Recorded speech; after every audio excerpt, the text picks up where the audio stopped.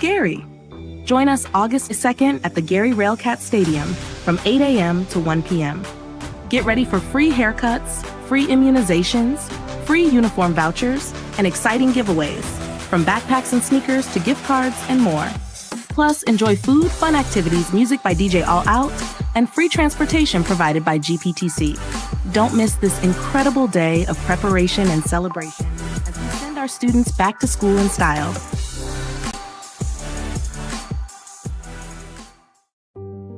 Just learned from the city of Gary that they activated their emergency response. But right now, the trees is the biggest issue. General Services is out moving those trees in the streets. A lot of trees have fell on homes and cars. So it's kind of like a recovery effort right now. So what we do know is that citizens in this neighborhood have identified and verbally articulated that they see a tornado that did touch ground in Gary. Multiple homes and businesses sustained wind damage and flooding, as well as numerous trees and limbs down throughout the entire city. Our general service team, we've been working very closely with our utility company, with NIPSCO. We do know that NIPSCO sustained over 13,000 power outages throughout Northwest Indiana. We're able to do a primary and secondary search on all of the residents and all of the houses in this neighborhood. Everyone is accounted for. We have found no other victims. There are no reports of anybody missing. And thank God there were no fatalities that we know of at this point. I want to thank the Indiana Department of Transportation. I want to thank the Lake County Commissioner, Lake County Council from the county, the Red Cross again, the Gary Sanitary District. The Gary Chicago International Airport has provided additional resources and trucks, payloaders to help clean up the debris throughout the entire city. So I want to thank all of our partners and corporate partners. And a special shout out to the Mayor of Hobart, who has also extended his team in Public Works Department to help us eliminate the trees. Be patient with us as we try to address the trees as we clear our main streets and thoroughfares. If you see a power line down, assume that it is live. Assume that it's live. So we want to encourage you all to stay away from down power lines. And also, we want to encourage everyone to seek shelter because, as you can see, the weather is unpredictable right now.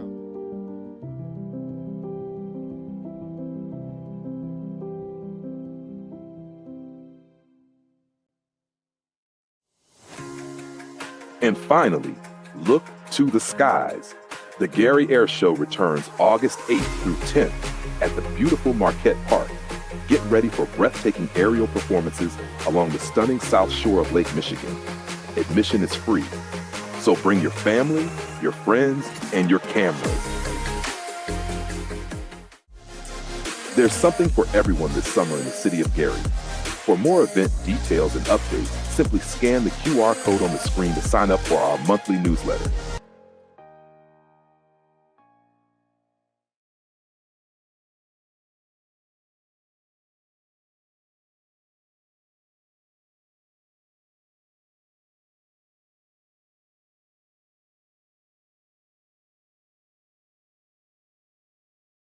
Second.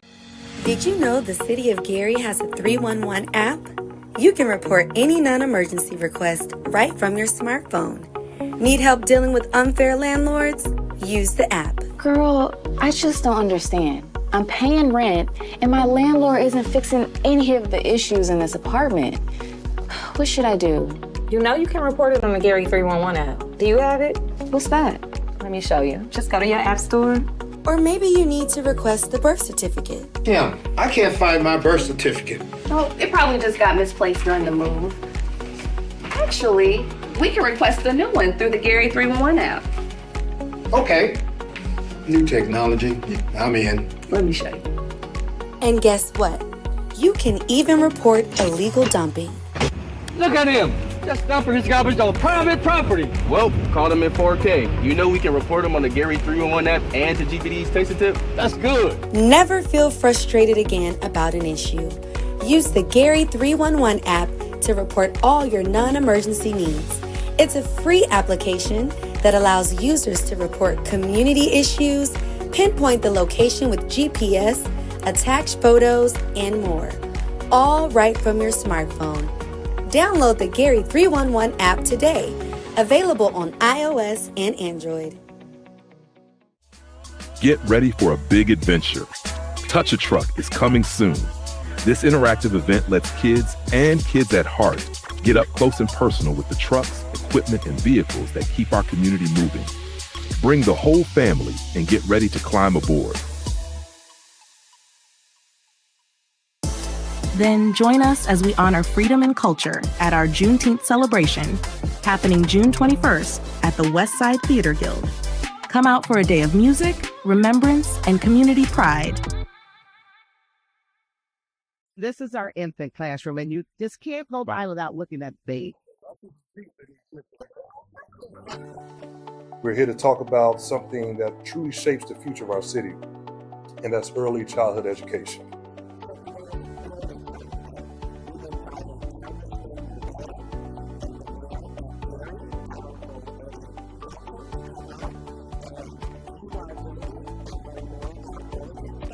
All the curriculum is active and excites children about problem solving and learning.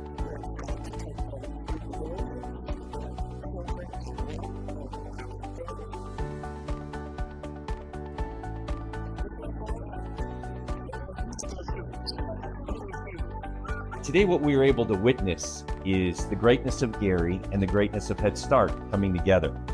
We know that the success of our children directly influences the success of our city. In order to create big projects and deliver for Northwest Indiana, we have to have and must have an educational workforce to be able to fill those jobs. We're laying a foundation for stronger families, a stronger economy, and a stronger Gary, Indiana for generations to come. This isn't just about education. It's about building a stronger community. When we invest in our children, we invest in our community.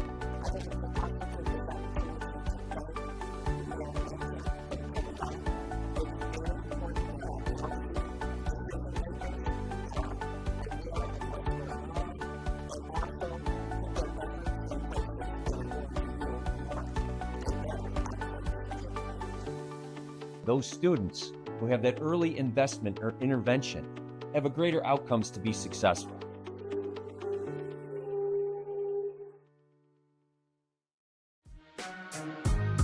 Let's celebrate America's birthday, the Gary Way. Our 4th of July parade rolls out July 3rd at 5 p.m., bringing excitement, community spirit, and plenty of red, white, and blue to the streets. And don't rush off. After the parade, head over to the Railcat Stadium for fireworks at 6:30 p.m. Then, gear up for a new school year at our Back to School Fest, hosted by First Lady Crystal Melton and the City of Gary. Join us August 2nd at the Gary Railcat Stadium from 8 a.m. to 1 p.m. Get ready for free haircuts, free immunizations, free uniform vouchers, and exciting giveaways, from backpacks and sneakers to gift cards and more. Plus, enjoy food, fun activities, music by DJ All Out, and free transportation provided by GPTC. Don't miss this incredible day of preparation and celebration as we send our students back to school in style.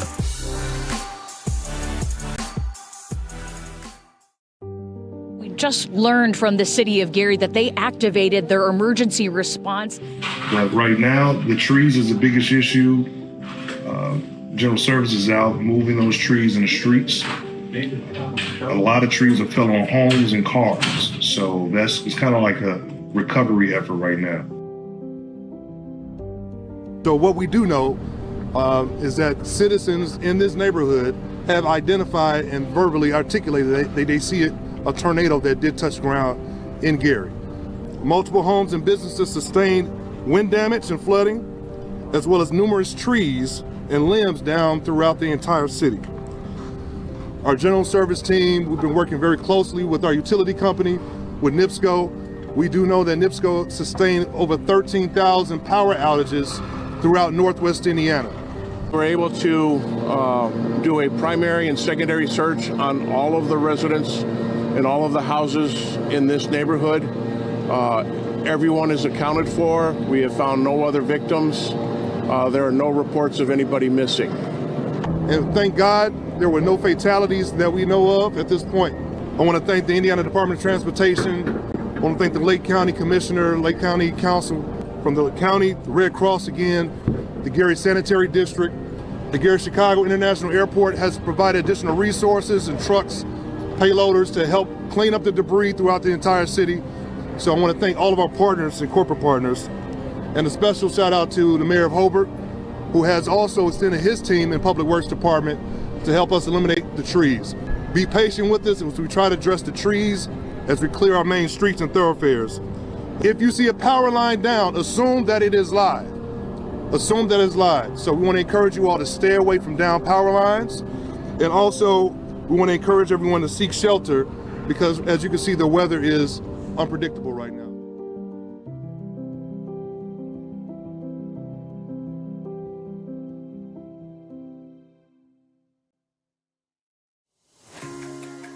And finally, look to the skies. The Gary Air Show returns August 8th through 10th at the beautiful Marquette Park. Get ready for breathtaking aerial performances along the stunning south shore of Lake Michigan. Admission is free, so bring your family, your friends, and your cameras. There's something for everyone this summer in the city of Gary. For more event details and updates, simply scan the QR code on the screen to sign up for our monthly newsletter.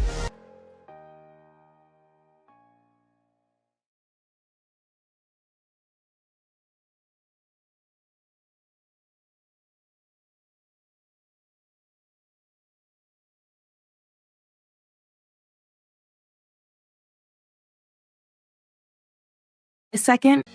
Did you know the City of Gary has a 311 app?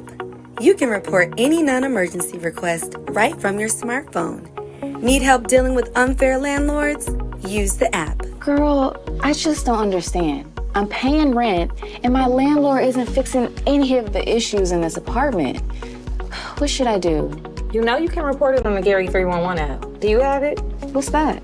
Let me show you. Just go to your app store. Or maybe you need to request the birth certificate. Yeah, I can't find my birth certificate. Oh, it probably just got misplaced during the move. Actually, we can request a new one through the Gary 311 app. Okay. New technology. I'm in. Let me show you. And guess what? You can even report illegal dumping. Look at him! Just dumping his garbage on private property. Well, caught him in 4K. You know we can report him on the Gary 311 app and to GPD's Taste Tip. That's good. Never feel frustrated again about an issue. Use the Gary 311 app to report all your non-emergency needs. It's a free application that allows users to report community issues, pinpoint the location with GPS, attach photos, and more. All right from your smartphone. Download the Gary 311 app today. Available on iOS and Android. Get ready for a big adventure. Touch a Truck is coming soon. This interactive event lets kids and kids at heart get up close and personal with the trucks, equipment, and vehicles that keep our community moving. Bring the whole family and get ready to climb aboard. Then join us as we honor freedom and culture at our Juneteenth celebration, happening June 21st at the Westside Theater Guild. Come out for a day of music, remembrance, and community pride. This is our infant classroom, and you just can't go by without looking at the baby. We're here to talk about something that truly shapes the future of our city, and that's early childhood education.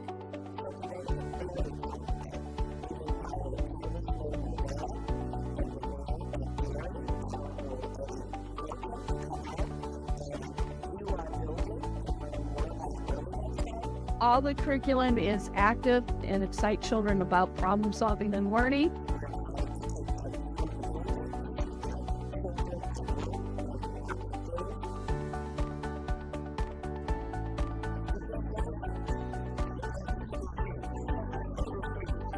Today, what we were able to witness is the greatness of Gary and the greatness of Head Start coming together. We know that the success of our children directly influences the success of our city. In order to create big projects and deliver for Northwest Indiana, we have to have and must have an educational workforce to be able to fill those jobs.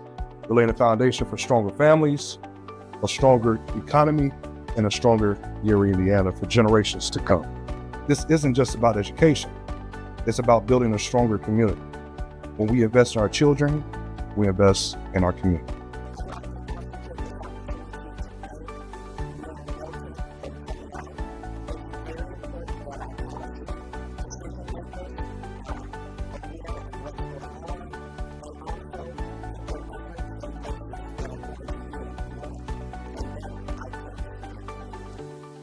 Those students who have that early investment or intervention have a greater outcomes to be successful.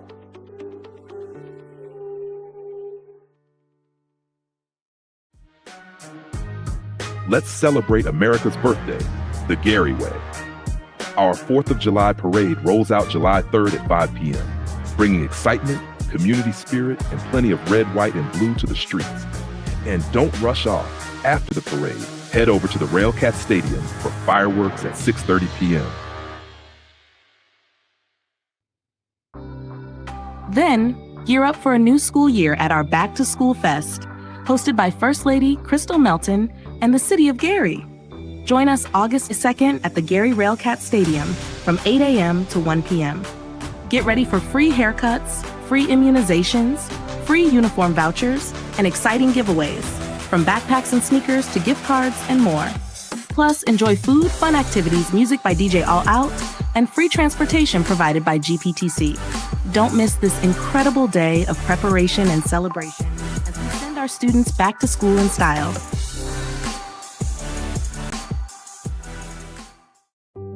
We just learned from the City of Gary that they activated their emergency response. But right now, the trees is the biggest issue. General Services is out moving those trees in the streets. A lot of trees have fell on homes and cars. So it's kind of like a recovery effort right now. So what we do know is that citizens in this neighborhood have identified and verbally articulated that they see a tornado that did touch ground in Gary.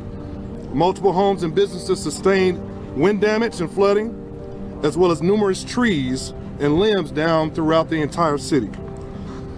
Our general service team, we've been working very closely with our utility company, with NIPSCO. We do know that NIPSCO sustained over 13,000 power outages throughout Northwest Indiana. We're able to do a primary and secondary search on all of the residents and all of the houses in this neighborhood. Everyone is accounted for. We have found no other victims. There are no reports of anybody missing. And thank God there were no fatalities that we know of at this point. I want to thank the Indiana Department of Transportation. I want to thank the Lake County Commissioner, Lake County Council from the county, the Red Cross again, the Gary Sanitary District. The Gary Chicago International Airport has provided additional resources and trucks, payloaders to help clean up the debris throughout the entire city. So I want to thank all of our partners and corporate partners. And a special shout out to the Mayor of Hobart, who has also extended his team in Public Works Department to help us eliminate the trees. Be patient with us as we try to address the trees as we clear our main streets and thoroughfares. If you see a power line down, assume that it is live. Assume that it's live. So we want to encourage you all to stay away from down power lines. And also, we want to encourage everyone to seek shelter because, as you can see, the weather is unpredictable right now.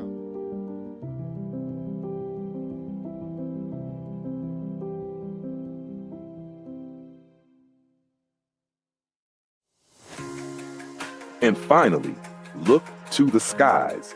The Gary Air Show returns August 8th through 10th at the beautiful Marquette Park. Get ready for breathtaking aerial performances along the stunning south shore of Lake Michigan. Admission is free, so bring your family, your friends, and your cameras. There's something for everyone this summer in the city of Gary. For more event details and updates, simply scan the QR code on the screen to sign up for our monthly newsletter.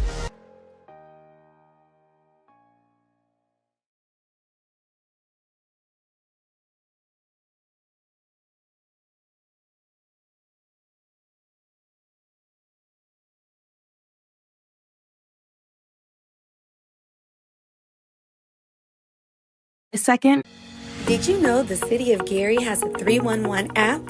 You can report any non-emergency request right from your smartphone. Need help dealing with unfair landlords? Use the app. Girl, I just don't understand. I'm paying rent, and my landlord isn't fixing any of the issues in this apartment. What should I do? You know you can report it on the Gary 311 app. Do you have it? What's that? Let me show you. Just go to your app store. Or maybe you need to request the birth certificate. Kim, I can't find my birth certificate. Oh, it probably just got misplaced during the move.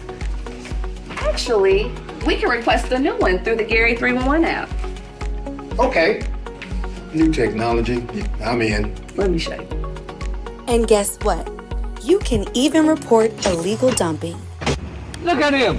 Just dumping his garbage on private property. Well, caught him in 4K. You know we can report him on the Gary 311 app and to GPD's Taste Tip. That's good. Never feel frustrated again about an issue. Use the Gary 311 app to report all your non-emergency needs. It's a free application that allows users to report community issues, pinpoint the location with GPS, attach photos, and more. All right from your smartphone. Download the Gary 311 app today. Available on iOS and Android. Get ready for a big adventure. Touch a Truck is coming soon. This interactive event lets kids and kids at heart get up close and personal with the trucks, equipment, and vehicles that keep our community moving. Bring the whole family and get ready to climb aboard. Then join us as we honor freedom and culture at our Juneteenth celebration, happening June 21st at the Westside Theater Guild. Come out for a day of music, remembrance, and community pride. This is our infant classroom, and you just can't go by without looking at the baby. We're here to talk about something that truly shapes the future of our city, and that's early childhood education.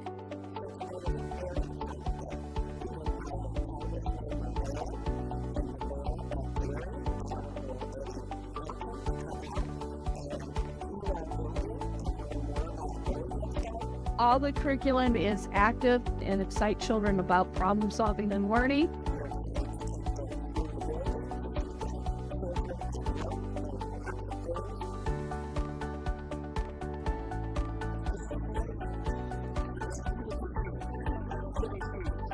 Today, what we were able to witness is the greatness of Gary and the greatness of Head Start coming together. We know that the success of our children directly influences the success of our city. In order to create big projects and deliver for Northwest Indiana, we have to have and must have an educational workforce to be able to fill those jobs. We're laying a foundation for stronger families, a stronger economy, and a stronger Gary, Indiana for generations to come.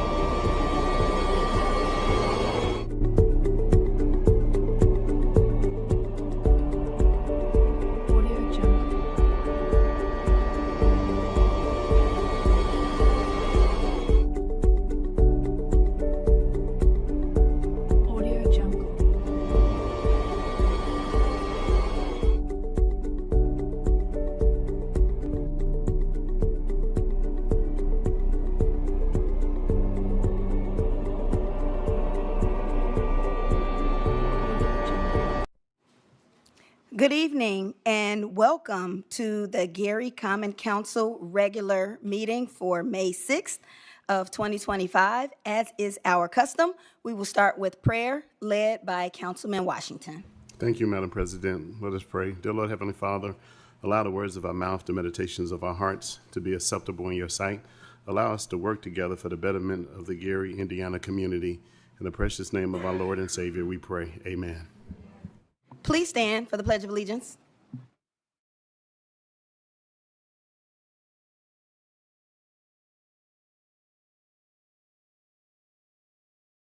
And to the republic for which it stands, one nation, under God, indivisible, with liberty and justice for all.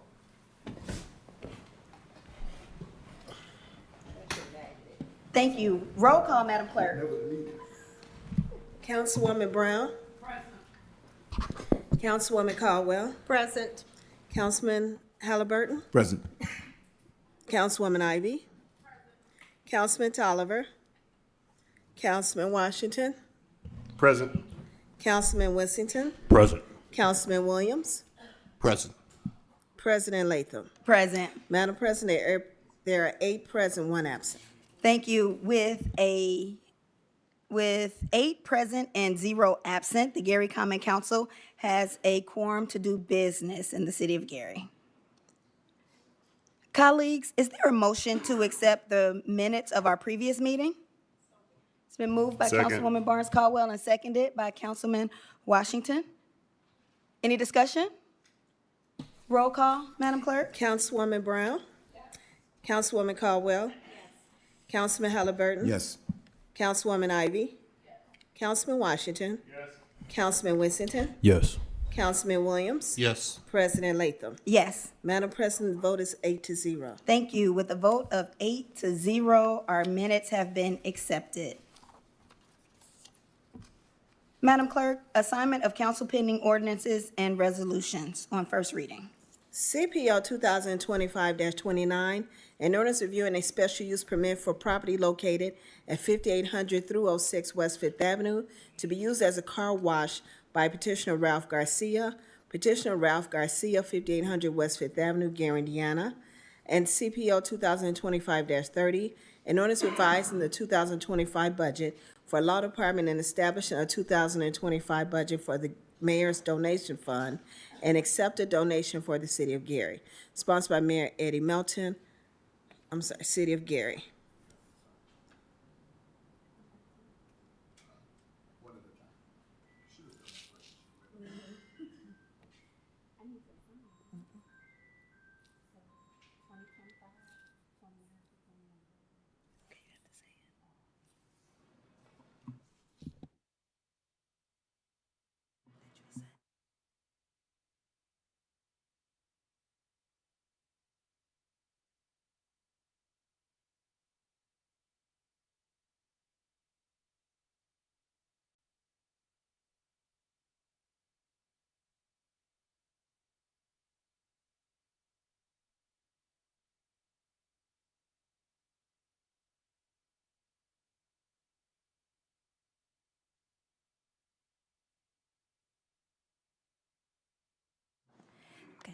Thank you, Madam Clerk and Attorney Williams. CPO 2025-29, Planning and Development, and CPO 2025-30 to Finance. Madam President, this is a resolution on first reading. Thank you. Councilman Washington? Thank you, Madam President. The Planning and Development Committee has before it the following ordinance for the review. Council pending ordinance 2025-29. For the record, I approve this ordinance for reporting out to the council. Councilman Wessington. Yes. Councilwoman Latham. Yes. For the record, Madam President, the majority of the Planning and Development Committee has approved ordinance for reporting out to the committee, CPO 2025-29. Councilwoman Brown.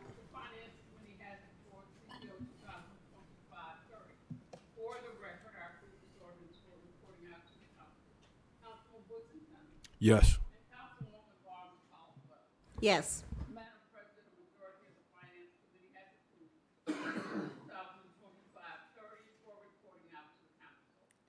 Thank you, Councilwoman Brown. Councilman Washington? Thank you, Madam President. For the record, call out for reporting out CPO 2025-29. Thank you, Councilman Washington. Councilwoman Brown?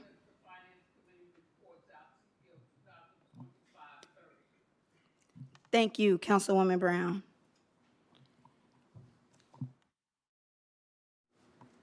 At this time, any council colleagues for special and select? Yes, Madam President. Councilman Wessington. Yes, I just want to take a second and extend condolences to 3 different families, all of which who played a pivotal role in my growing up at St. Timothy Community Church.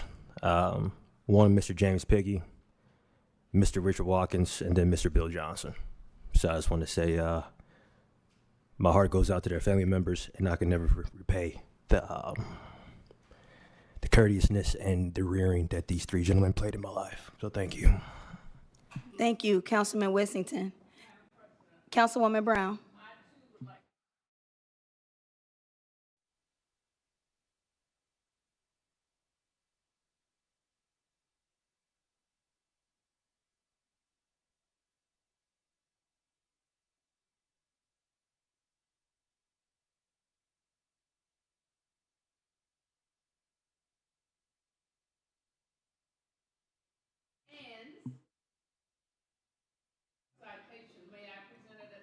I'm so excited about your citation, Councilwoman Brown, and I would like to welcome our Senator Mark Spencer, who is here.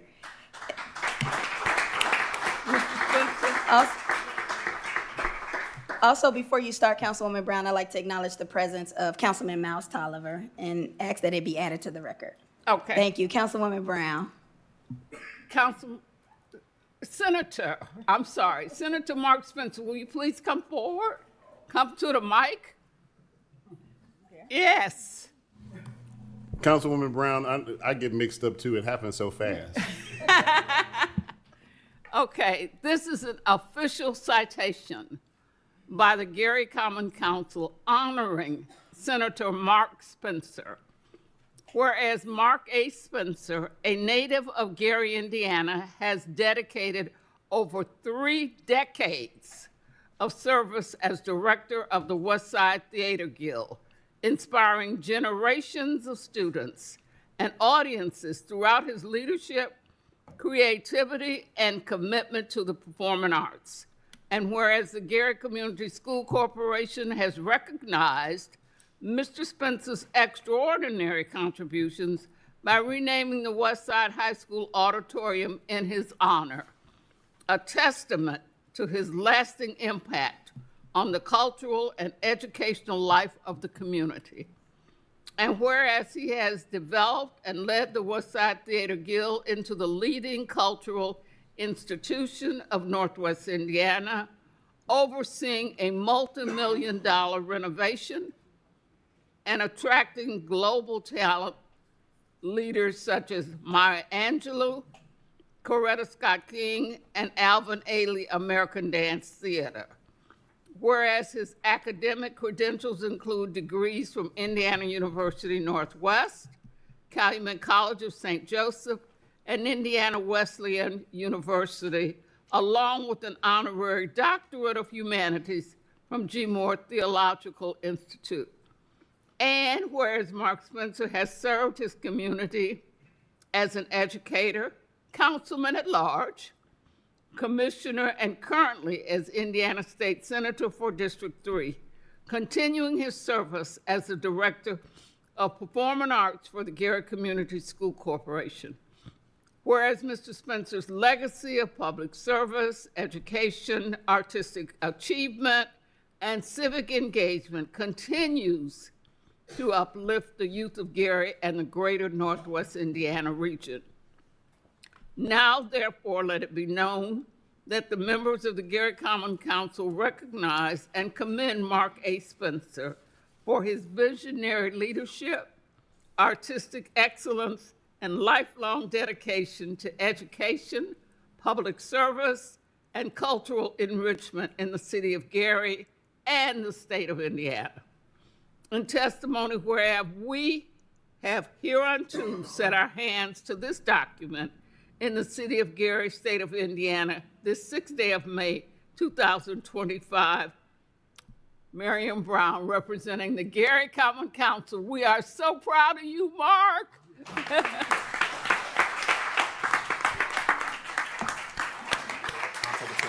Okay.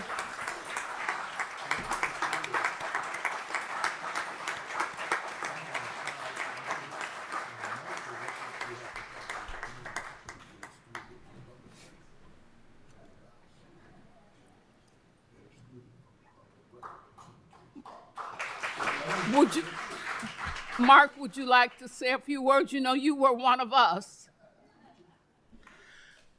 Thank you so much, trying to keep it all together here. First of all, giving honor to God, and want to thank all of you, my colleagues, forever my colleagues, individuals here in this sacred place tonight, and those viewing by way of streaming sources and the like. I simply want to take a moment to say that, in the words of Avery Brooks, Gary made me. I was raised by a champion in a single parent family environment where there were lapses and gaps. Gary stepped in every capacity. I owe her in any effort that I can expend from my being to better our city, even by one increment. You have my promise, and I want to thank you all for being a part of this journey, and I wish you many blessings. It's a little surreal to be on this side, and I see Mr. Tolliver in the spot where I sat. It's a pleasure to see all of you here tonight. So as I close, I say thank you so much. Do keep me in your prayers. I'll do the same, and may God bless the great city of Gary, Indiana. Thank you.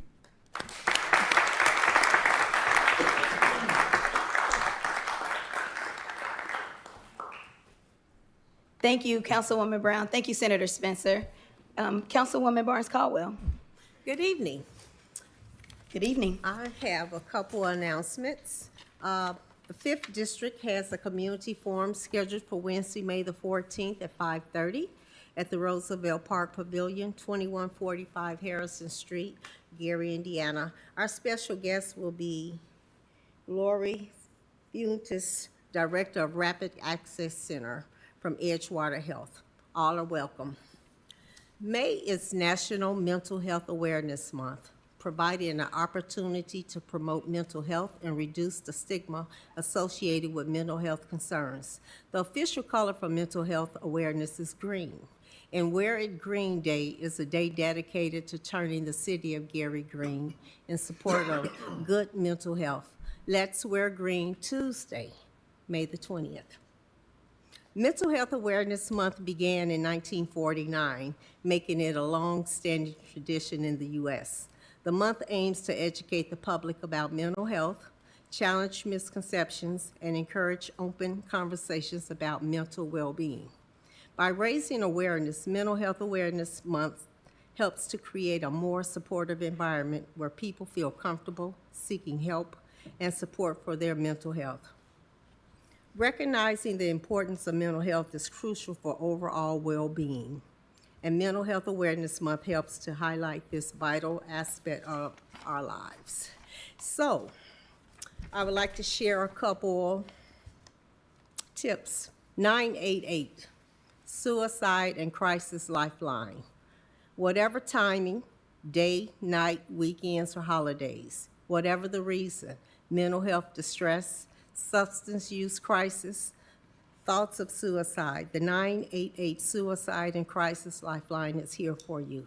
You can text 988, call 988, chat 988lifeline.org.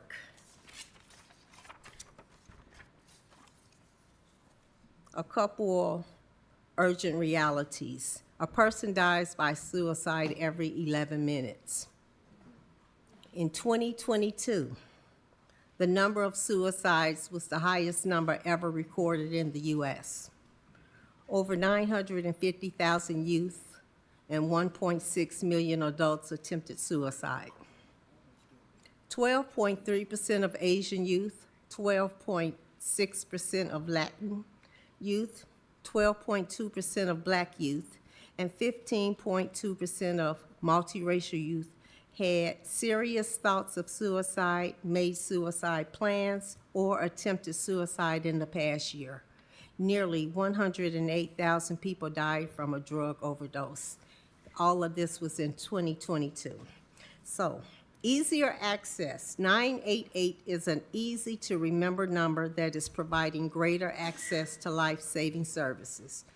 You are not alone. 988 offers 24/7 judgment-free support for mental health, substance abuse, and more. Text, call, or chat 988. Thank you. Thank you. Thank you, Councilwoman Barnes Caldwell.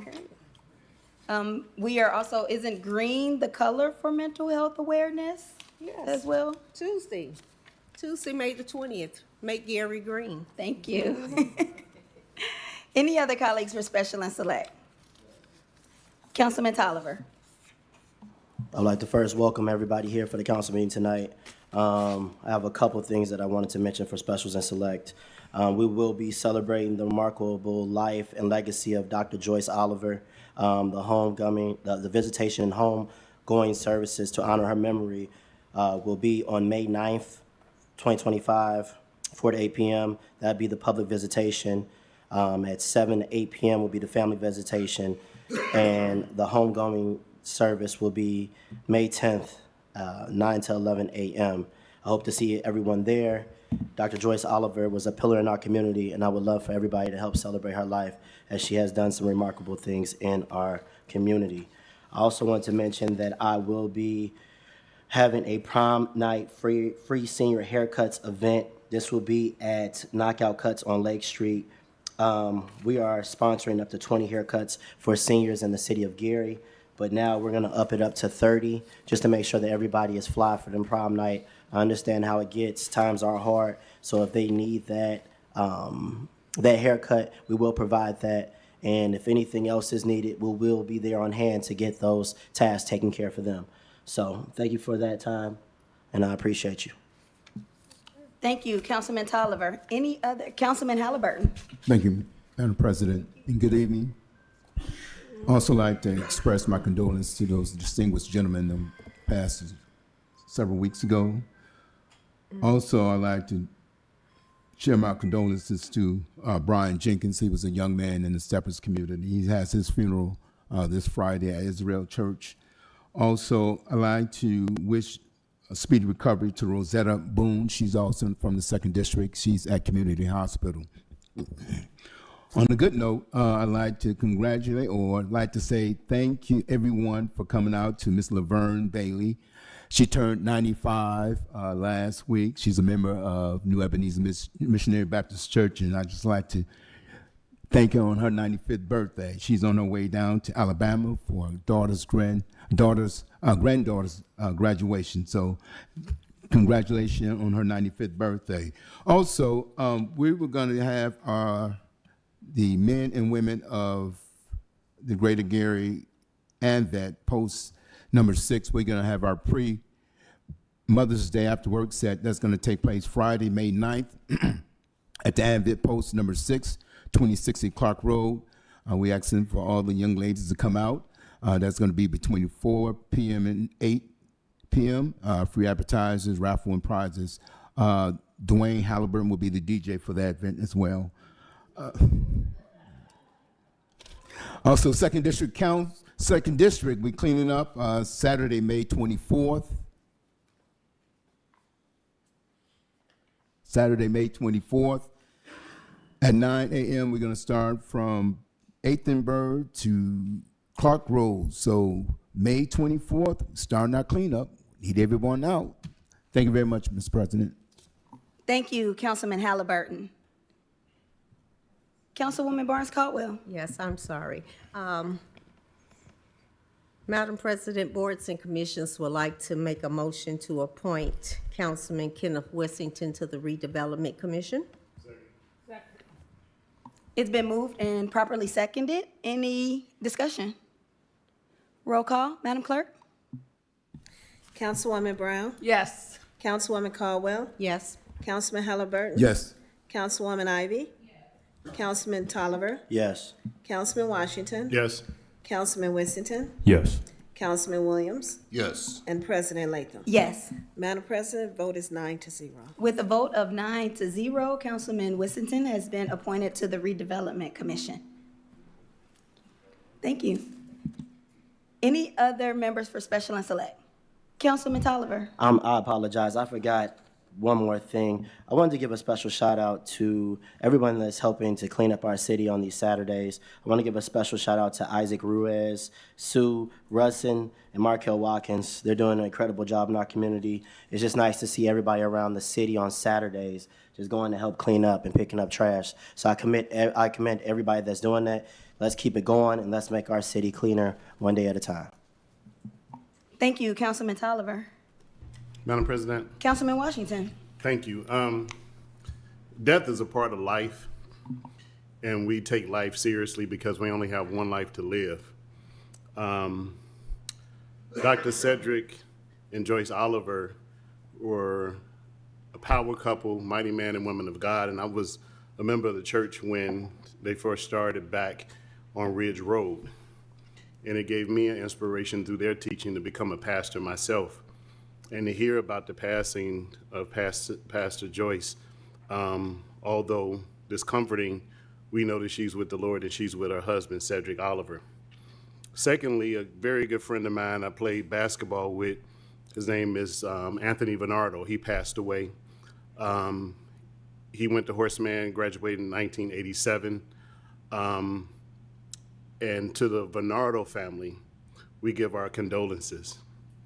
Thirdly, I think a lot of people didn't realize that Mr. Richard Dick Barnett, former New York Knickerbocker, a graduate of Tennessee State and a graduate of Gary Roosevelt High School, passed away on April 27th. And I got a chance to actually spend time with Dr. Barnett during the administration of Rudy Clay. And him, and I got a chance to meet Fred the Hammer and Councilwoman Brown. It was one of the most funniest things. I got a chance to see Dick Barnett and Fred the Hammer Williams argue about who was the better basketball player. And Fred the Hammer Williams finally stated that Dick Barnett was a better basketball player. But to actually sit down and be able to talk with him and get a lot of history of Gary, back in the days when you had Emerson, you had Frable, you had Roosevelt, you had Lew Wallace, you had a lot of schools here. And so knowing that he was a Gary resident, born and raised here, won 2 championships with the New York Knickerbockers and never forgot about Gary, Indiana, to the Barnett family, we give our condolences and rest in peace. Thank you, Madam President. Thank you, Councilman Washington. Any other members for Special and Select? I have just a few. First, I would like to congratulate Mayor Melton and our city administration, all of our City of Gary employees on a successful State of the City address.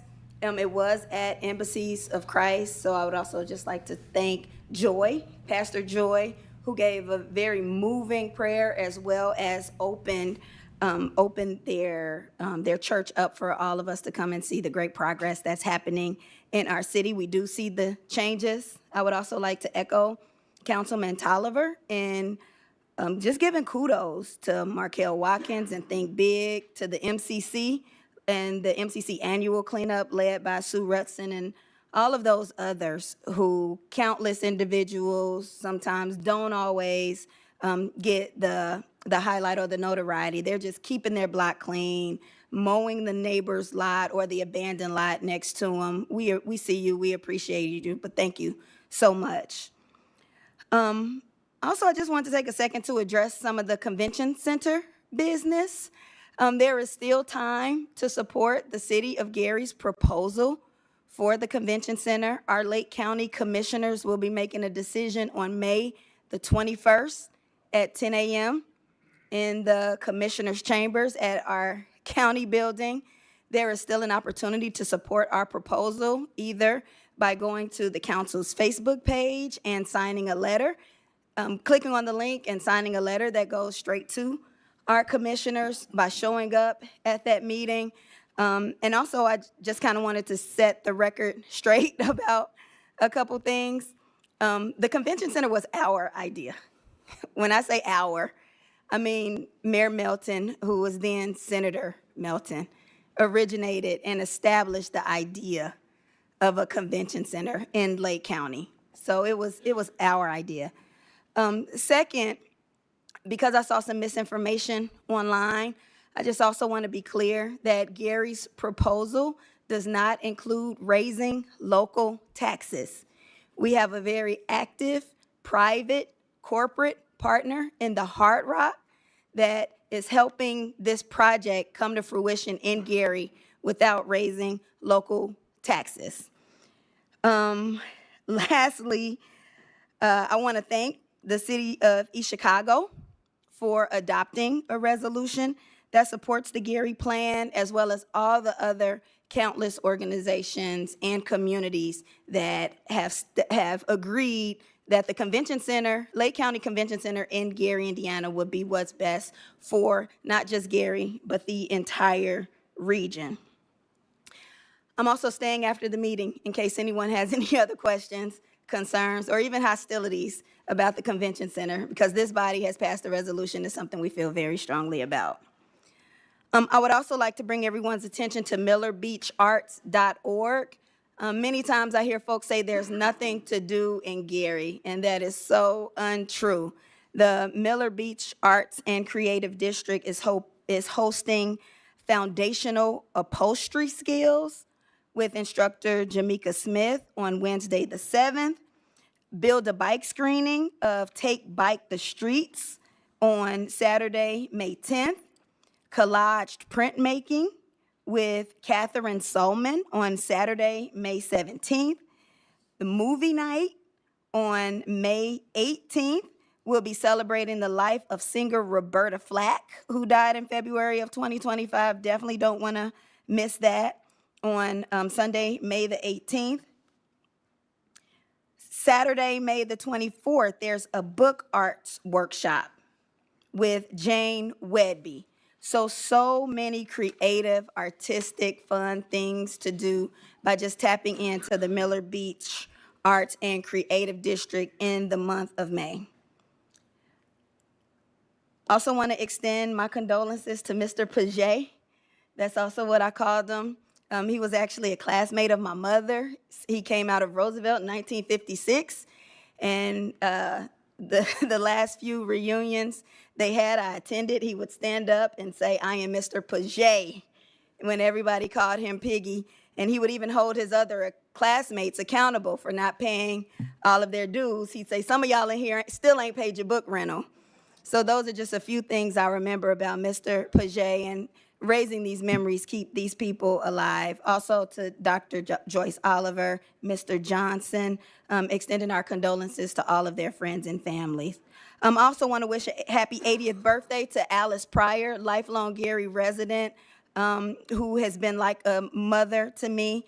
And in the 1st District, we celebrated James Cobb's 90th birthday. So I just want to make sure I wish him a happy birthday as well.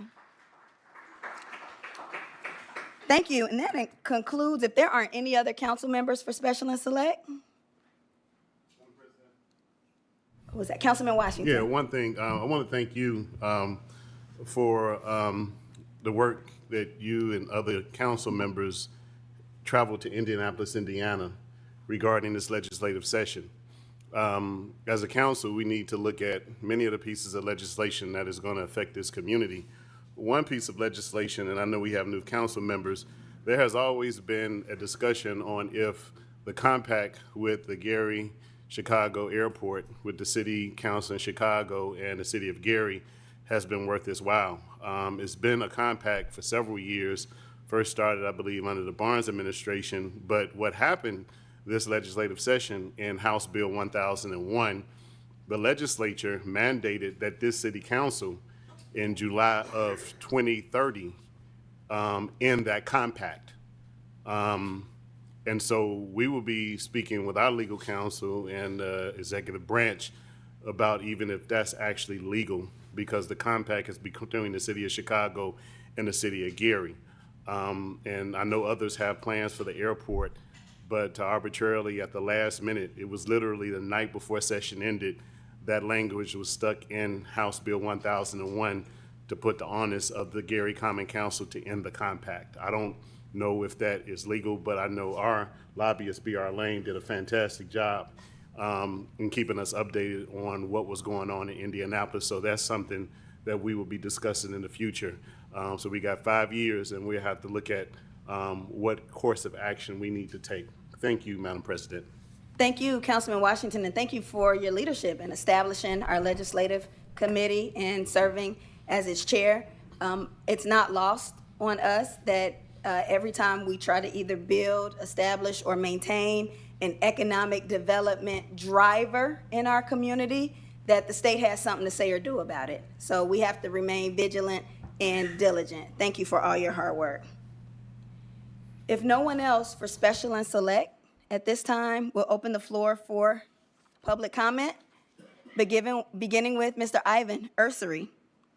After Mr. Ursery, we'll have Ralph Garcia and then Raymond Davis. I'd like to remind everybody you have 2 minutes. Time will be taken by Councilwoman Barnes-Caldwell. The time is usually also up on the screen, so please respect the 2 minutes. When you don't, it becomes a little embarrassing for all of us. We don't want to play the award ceremony music on you. Thank you, Mr. Ursery. Good evening. I also have some stuff to say, but after talking to this individual right here, I choose not to comment. So thank you, guys. All right. Thank you, Mr. Ursery. Next up, we have Mr. Ralph Garcia. After Mr. Garcia, we'll have Raymond Davis, if you'd like to make your way to the podium as well.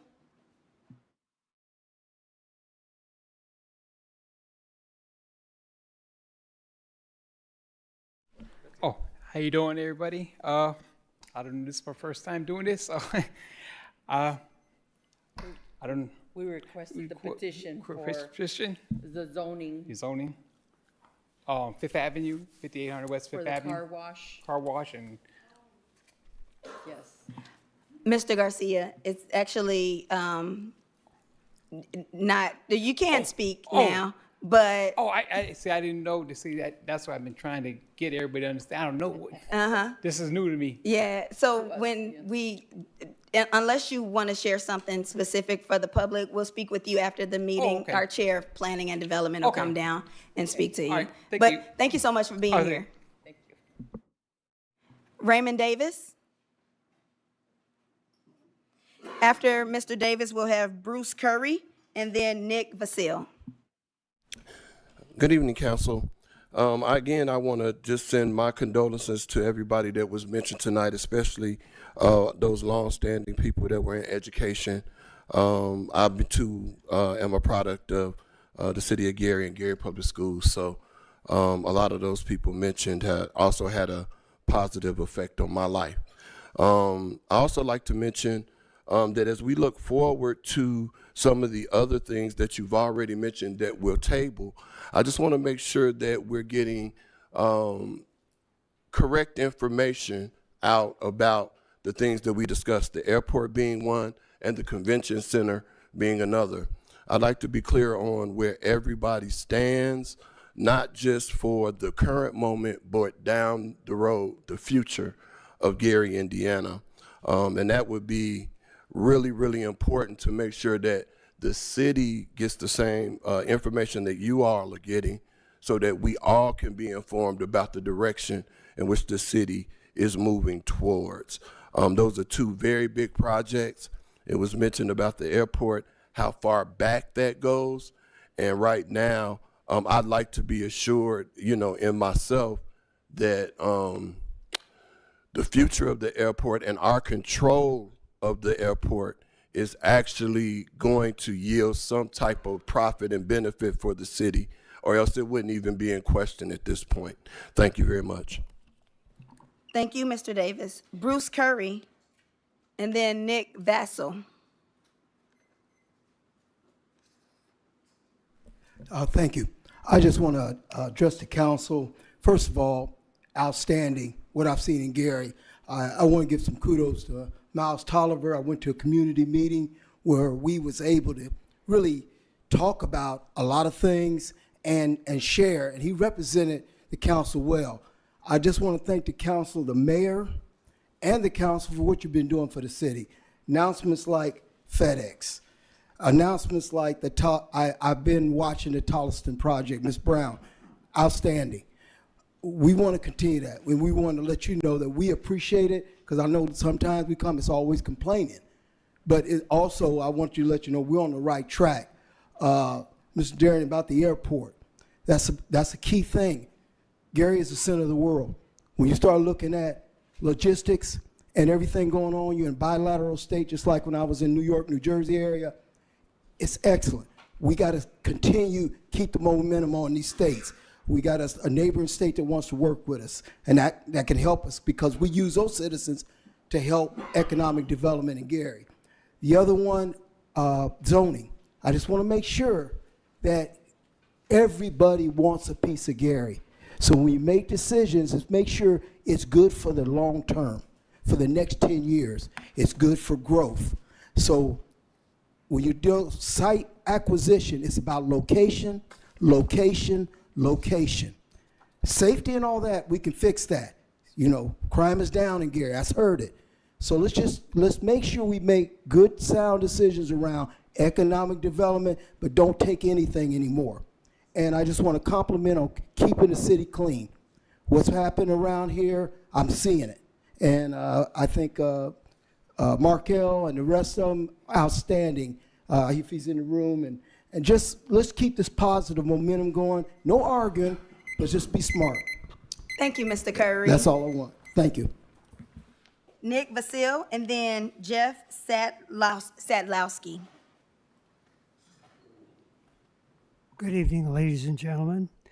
My concern tonight, is thinking about it, what's going to happen to the areas of Terrytown, Tolliston, and Black Oak with regard to will the residents be asked to move with a directive from of eminent domain and commercialize the city of Gary to support the casino gambling, and those issues are really serious. Advertising on national TV networks is fine, but how many people was it? What is the expenditure amount? Where is the money coming from, and how is the revenue being used? Has to be shown transparency and accountability, and these areas of Gary are really sincerely need to be addressed to make sure the people that are living in Gary are not going to be forced to move out. Thank you. Thank you, Mr. Vasil. Jeff Sadlowski, and then Carolyn McCready. Thank you. Every time I get up here, I want to say something positive, and because there's a lot of good things going on in our city. Mayor Milton, we've been behind him. But I just want to address maybe the spiritual condition of our city. I don't hear a whole lot about it. I'm not sure if anybody knows how many churches we have in our city. We have 240 churches last time I checked. And I'm just wondering if we gauge the spiritual temperature of our city. And by my own self, I'm not saying I'm perfect, or I'm just a saved sinner myself. But I want to thank you for starting the council meetings with prayer. But if God is here at 6 p.m. to hear us, and he waits for us until 6:15, we missed him. When the program says 6:15, I always thought we should start at 6 o'clock. If it says 6:30, then we should start at 6:30. I'm just saying, if our cities, and we're going to have a spiritual revival in our city, and do what we're supposed to do with what God has given us, and be good stewards, I think if it says 6 p.m., we ought to start at 6 p.m. I'm not trying to be critical. I'm just trying to put things out on the bottom shelf where we can see, hey, are we starting at 6 p.m.? I mean, it's our time. It's all we got. He was talking about life and our time. Everybody that's ever been born in this world is still living somewhere today. And we got to be good stewards of our time, because I've been coming to these meetings for over a year. Yes, I've been late a few times because of work, etc. But when the agenda says 6, why can't we start on time? The Lord says, be good stewards of what we have and what he's given us. If the Lord doesn't help us build our city, we labor in vain. There are 240 churches in our city. So when will the time come when we all work together and come together, like the prayer was on the start of the agenda today, when we all work and come together as a people of God, Democrat, Republican, Independents, and gain access to the throne of God. Thank you. Sir. Thank you, Mr. Sadlowski. Thank you. Thank you, Mr. Sedlowski. I don't think he can hear. Next, we'll have Carolyn McCready. After Ms. McCready, we'll have Jim Nowacki.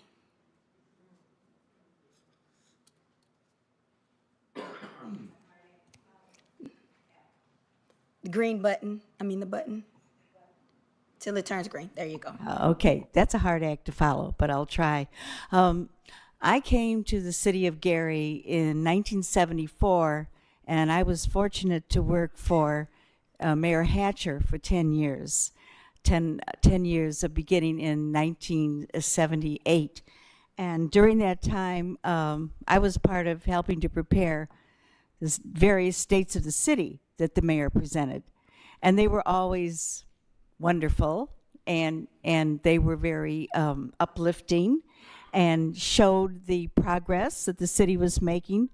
Although I want to say that during those days, it was very difficult to make progress because it seemed that we had everything and everybody working against us.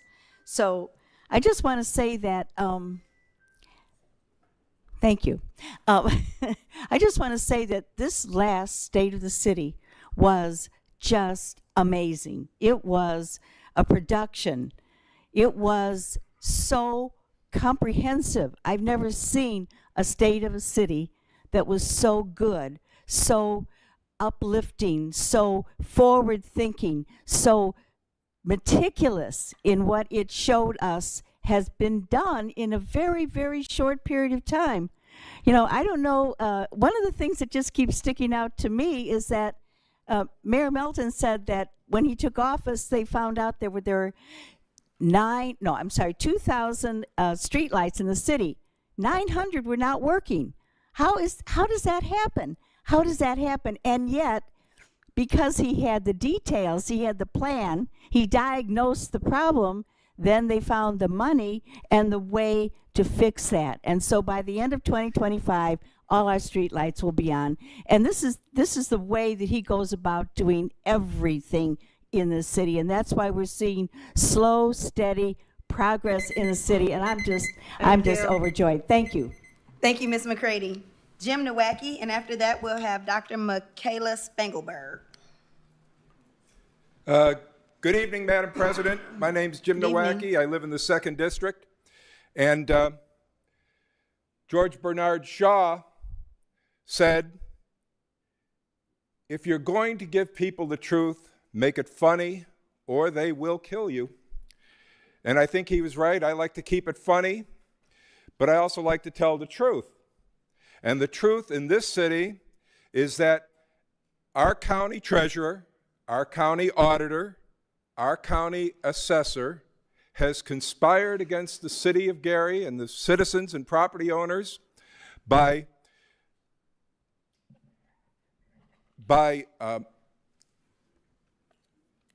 violating the Indiana Constitution. Indiana Constitution provides for 1, 2, 3 tax rates in our city, across the entire state, as a matter of fact. But the conspiracy by these county officials increased the taxes on residential vacant property by 50% in violation of the Constitution. Now, Judge Wentworth ruled on March 13th that they had violated the Constitution for 12 years, increasing the tax burden on property owners who owned vacant residential property by 50%. The conspirators are going to attempt to have the ruling when you have the what is it called? Yeah, reverse the ruling. Of course, there's no basis for it, and over the last 12 years, while properties have been churning through the tax sale in violation of the Constitution. Thank you, Mr. Nowacki. We'll now have Dr. Michaela Spangelberg, followed by Doreen Carey, and then John Allen, in that order.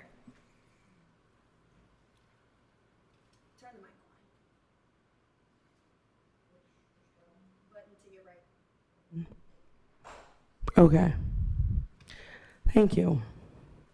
As some people may be aware, the gentleman who bought Pulaski School, or bought the whole thing, then they cut the lot in half, and then they pretended they didn't do it, for some company that I guess no longer exists, now has a new company and now wants to rezone that to, I guess, B3, which, you know, when it's a partial rezoning, so then the question is, what's he doing with the rest of us?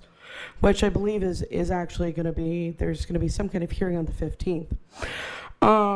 I don't think anyone is surprised that this occurred, because of course when you have 5 members of this council vote to be made fools of again by the same people they were made fools of by the past administration, it sends a very clear signal that the city is for sale.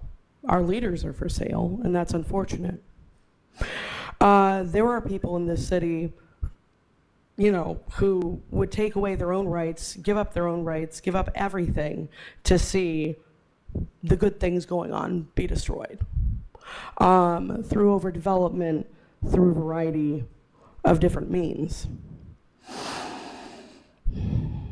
So then the question ultimately becomes, at what point do we start actually advocating for ourselves? Because the way development is supposed to work is that the needs of the community are supposed to guide the actions of the council, and then they're supposed to work with businesses to address that. Instead, now it's become random people come out of the woodwork, make demands, and then everyone bends over backwards and does illegal things to accommodate them. And that's quite strange, because at the end of the day, those people aren't going to do anything for anyone but themselves, and all we have is each other. Thank you. Thank you, Dr. Spangelberg. Doreen Carey, and then John Allen. You know what?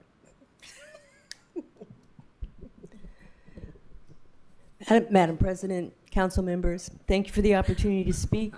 I'm a resident of the 1st District, and I also want to thank Councilman Miles Tolliver for holding that at-large community meeting. He set up the room so that the participants could go around and put notes on paper that said what we thought was important about different issues that he had brought up. And certainly the issue of the abandoned schools came up, and people put on the paper all of the services and residential, you know, new residential development that they thought should be occurring at former school sites. So I really want to thank you for doing that and hearing what other people had to say. And I believe that planning ahead and listening to the community is the most important way for us to move forward in this city for planning and just generally development. And so there is going to be a comprehensive planning meeting on May 15th, specifically directed toward the abandoned schools that are, these particular ones are owned by, I think, redevelopment. They're owned by the city. And people can come and talk about what they would like to see at those school sites, and that will be hopefully communicated and incorporated into the new comprehensive plan that will basically probably apply in many cases to all of the former school sites. So I just want to make sure that people in the city know that on May 15th at the main library, the Gary Public Library, off 220 West 5th Avenue in Gary, and it will be at between 5:30 and 7:30, and everybody's welcome to come. Thank you. Thank you, Ms. Carey. We have John Allen, and then last but certainly not least, Will Miller. Good evening, good evening. My voice is a little strained. In the fiscal year 2024, the U.S. government collected approximately $5.1 trillion in taxes, in federal taxes. Right now, they've made it clear that we're not going to be getting much of it. And they always find a way to spend all that they collect. That leaves us paying the taxes for ourselves locally alone, and for the state alone. The state has made it clear they're going to limit, eliminate, or reduce the amount of tax dollars they spend on our local municipality. So we're left fending for ourselves. This is a math problem. As much as people call us to our emotions and how we feel, that's not going to cure it, and that's not good activism. We have to be realist about our situation, and we have to wear the shoe that we fit. We can't take 3 single-digit numbers and add them up and make 100. If it doesn't, it doesn't. We can wish all we want. So the fact is, we need to increase property usage where we have more properties in our property usage ratio that's paying 3% taxes. We have to increase our commercial use. We have to increase our 2% use. And lastly, but not least, we want to do all that while not increasing the burden on the homeowner who's paying 1% and is about to get a discount under the new legislation of up to $300 a year. Excuse me. The math isn't taking this personal. Neither should we. We should not take this personal either. We need to put on our collective thinking caps and do what's going to get us out of our financial quagmire, and that's promote development. Doesn't mean it has to be forever and we couldn't change up later. But the issue of these underutilized schools, I get what we're doing with the rest of them, but we're not socialists here. We can't demand as fellow citizens what another citizen can do with their private property. Thanks a lot.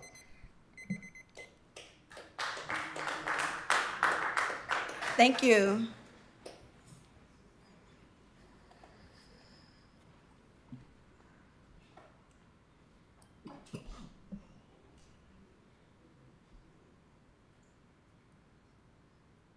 Sure, I'm sorry, Mr. Will Miller. Great. Thank you. Thank you, Common Council. Thank you for the mutual condolences for near and dear friends. I wanted to comment today just on accuracy. I think one thing that's important to make good decisions is to have accurate information. I was looking at an item that's, number one, great teamwork, because it breaks down permitted uses and things that aren't used on that particular project. I just wanted to go over some bullet points. Permitted uses for the actual manager site, commercial greenhouse, and relay tower, food sales, storage. But actually, one thing that is great, it's red-lined out, shipping, trucking, terminals. That's red-lined out. Wanted to make sure that was accurate. Cloth products, electric component. Actually, it also discussed training facility, meaning additional training, and it's some areas of construction, et cetera, that we actually do need in our city. Going down to the section that says prohibited uses, storage containers, X, body art, detention, correction facilities, sexual-oriented stuff. There were a lot of things that are concerns that were totally X'd out. So I wanted to, I'm being brief, but I wanted to make a point to compliment us as a planning and council, that certain things that are an issue to us in decision making are going well, but in addition, we need to make sure we're accurately looking at items. And I just wanted to very briefly let you all know that a lot of people now are seeing exactly what we're trying to do in terms of managing and correctly approaching sensible, responsible, smart development. Thank you. Thank you, Mr. Miller. Is he the last one? That's the last one. That's the last one for public comment. Colleagues, just a point of privilege before we move on to third and final. I neglected to make the announcement about Household Hazardous Waste Collection and Environmental Stewardship Day, happening on Saturday, May 31st from 9 a.m. to 2 p.m. in the Hudson Campbell parking lot at 455 Massachusetts Street. This is the once a year where you get to bring all the household hazardous waste that does not go into the trash can. In addition to that, any waste tire disposal, paper shredding. You can also do a gas can exchange and learn more about how to make Gary more sustainable. Saturday, May 31st from 9 to 2 p.m. Also, because it is the top of the month, I would love to acknowledge our May birthdays. A member of our media team, Michael DeLavalade, is having one on May the 11th, and our own councilman, Darren Washington, it's turning 67, 60. No offense to I get a 67-year-olds. chance to put my dark and lovely dye in. On May 24th. And again, before we begin, council pending ordinances and resolutions on third and final, happy birthday. And we have a letter from our clerk. Right? May 6, 2025, to the Honorable Lori Latham, President of the Gary Common Council and council members, regarding an ordinance amending Title 15 entitled Land Usage, Chapter 123 entitled Zoning Code of the Code of Ordinances of the City of Gary, Indiana, to establish the 23rd and Grant Commerce Center PUD. Dear President Latham, please be aware that Council pending Ordinance 2025-17, as titled above, was adopted by the Gary Common Council on Tuesday, April 15, 2025, and presented to Mayor Melton by the clerk on Wednesday, April 16, 2025, has not been returned to the clerk's office with the signature or veto action upon the lapsing of the 10 calendar days constituting a pocket veto. Sincerely, Suzette Rags, Gary City Clerk. Councilwoman Barnes Caldwell. I'd like to make a motion to override the veto for 2025-17. Second. It's been moved and properly seconded. Any discussion? Roll call, Madam Clerk. Councilwoman Brown. Councilwoman Caldwell. Yes. Councilman Halliburton. No. Councilwoman Ivy. Councilman Tolliver. No. Councilman Washington. Yes. Councilman Whittington. Yes. Councilman Williams. Yes. President Latham. No. Madam President, the vote is 6 yes, 3 noes. With a vote of 6 yes and 3 noes, the veto has been overridden. Council will now have council pending ordinances and resolutions on third and final. CPL 2025-25, an ordinance reviewing a special use permit for property located at 8045 Oak Avenue, Gary, Indiana, to be used as a short-term rental property by petitioner Scott Schneidenberg, sponsored by Gary Zoning Department. Petitioner Scott Schneidenberg, 1655 North Claremont Avenue, Unit 2, Chicago, Illinois. Colleagues, is there a motion for passage of CPO 2025-25? So move. It's been moved by Councilman Whittington and seconded by Councilman Halliburton. Overview? Thank you for joining us, Attorney Molina.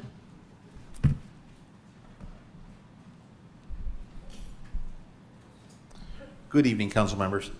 On this CPO for 8045 Oak Avenue to be used as a short-term rental, the petitioner just has not responded. It did pass the Plan Commission. It's been tabled a couple times here, hoping that he would appear, but he's been contacted, has not responded. So I don't know what the issue is, but at this point, as you know, if we don't do something within 90 days, it passed on March 13th, so we still have time. But at this point, it hasn't moved forward. Thank you, Attorney Molina. Is there a motion for passage of CPO 2025-25? Oh, I'm sorry. It's been moved and seconded. Any other discussion? Thank you. Roll call, Madam Clerk. Councilwoman Ivy. Turn your mic on, please. Turn your mic on, please. Push it down to us. There you go. I didn't hear what Attorney Molina said. Can you repeat that, Attorney Molina? Absolutely. This is a short-term rental at 8045 Oak Avenue. It did pass the Plan Commission, but he's not appeared since then. Or I'm sorry, past the BZA, I apologize, for approval. But as we passed several of them on the last meeting, he wasn't there we tabled it again, offering him another opportunity to appear, but we just haven't heard back from him. Attorney Molina, you said it passed Planning Commission. Yes, the BZA. The BZA, I'm sorry. Yeah, I apologize. So it was recommended favorably and It was passed the recommended BZA. favorably. Yes, it was. But the petitioner has not. He has not appeared since then. Appeared. He was notified that he had to appear in front of the council. He was notified of the process. He's been emailed several times since then, and just we've gotten no response from him. Any other questions or discussion? Roll call, Madam Clerk. Councilwoman Brown? Councilwoman Brown? Yes. Councilwoman Caldwell? No. Councilman Halliburton? No. Councilwoman Ivy? No.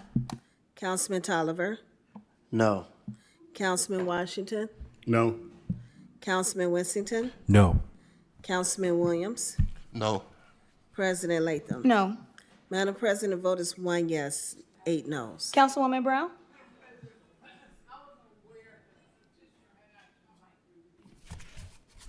So she wanted I wasn't aware that the petitioner had not shown up. Sure. Councilwoman Brown? So my vote is going to be no. No. I'd like to change my vote to no, please. And Madam President, the vote is 0 yes, 9 noes. Thank you. With a vote of 0 yes and 9 no, CPO 2025-25 fails. CPO 2025-26, an ordinance approving 2025 operating budget and new fund for the Community Development Supplemental for the City of Gary, sponsored by Mayor Eddie Melton, City of Gary, Salita Green, City Controller. Colleagues, is there a motion for passage of CPO 2025-26? So moved. It's been moved by Councilman Wissington. Second. Seconded by Councilman Williams. Thank you for being here, Controller Green. Thank you. Good evening, council members, and thank you, Madam President. In CPO 2025-26, we are asking for a revision to amend by substitution.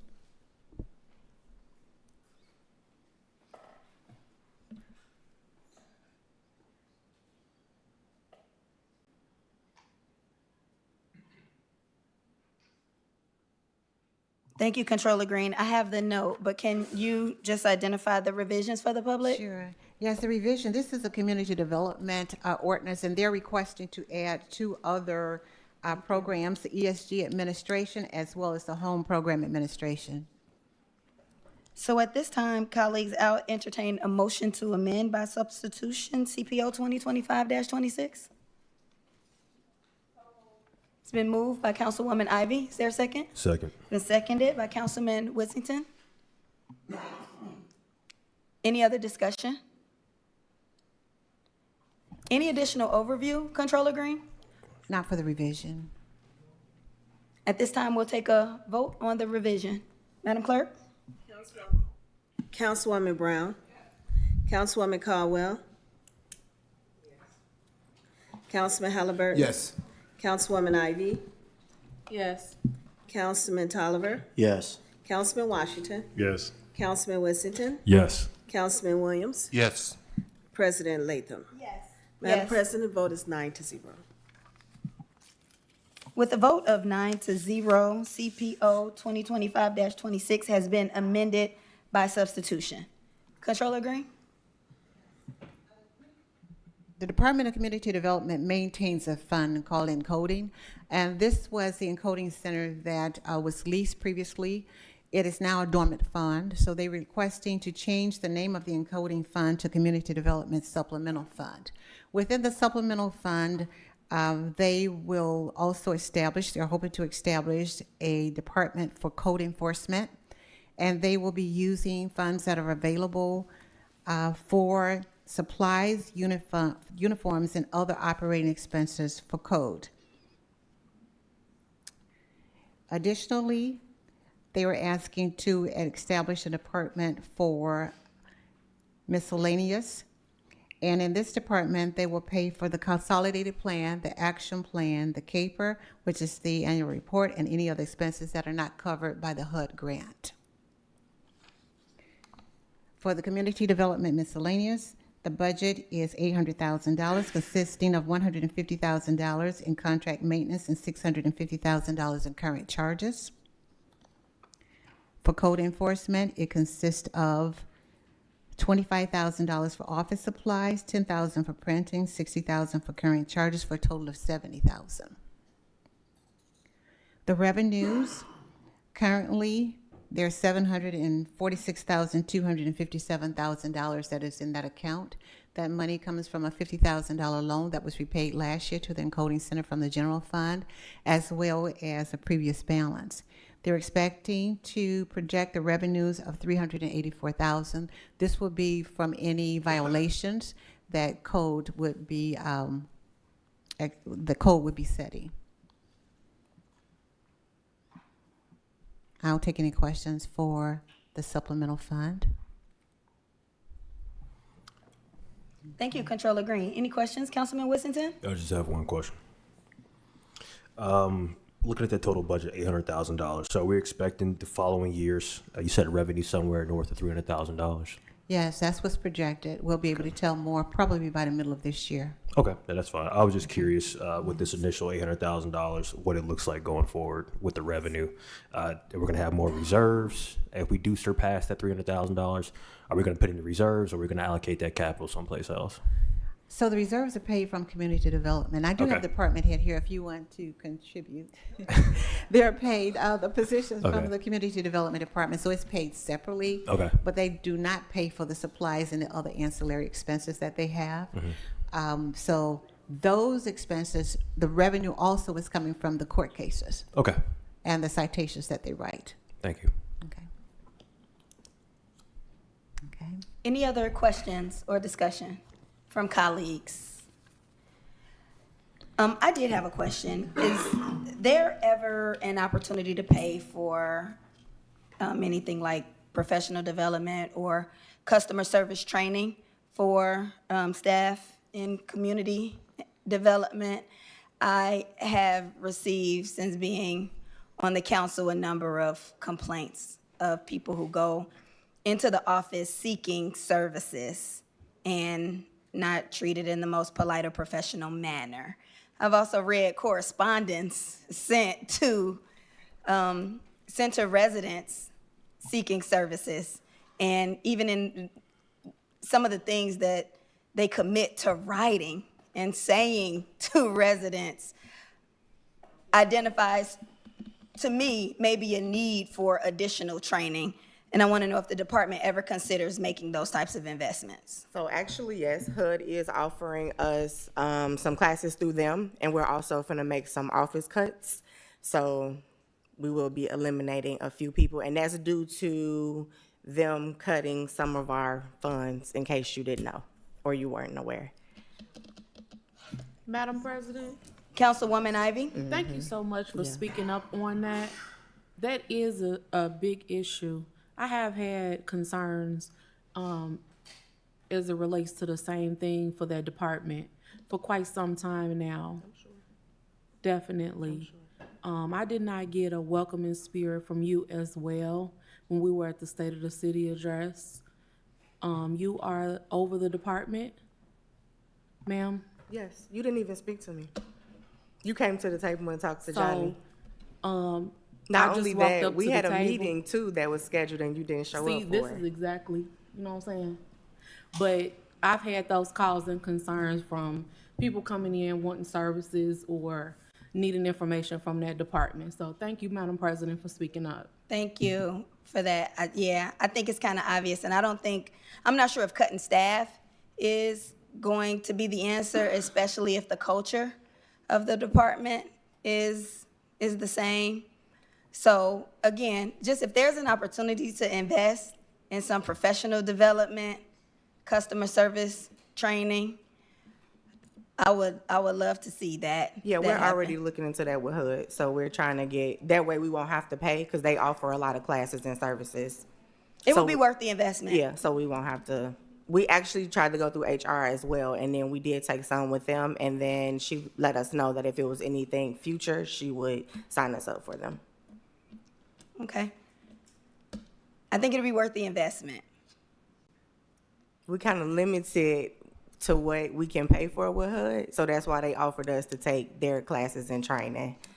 I think those would be helpful. And just like you said, if there's some way we can provide something internally or find funds from another source, that would be helpful. Even, just to be candid, if going back and forth what you with gonna say a and stop- council, and stop sugarcoating. if the way we would go back and forth with the councilwoman, in a public meeting like that, if that's any indication of how folks who don't have a title or don't have a seat are being treated from community development, it's just more to the point that we probably need to do more coaching and provide more, and we have to invest in our people first. They're our most valuable resource.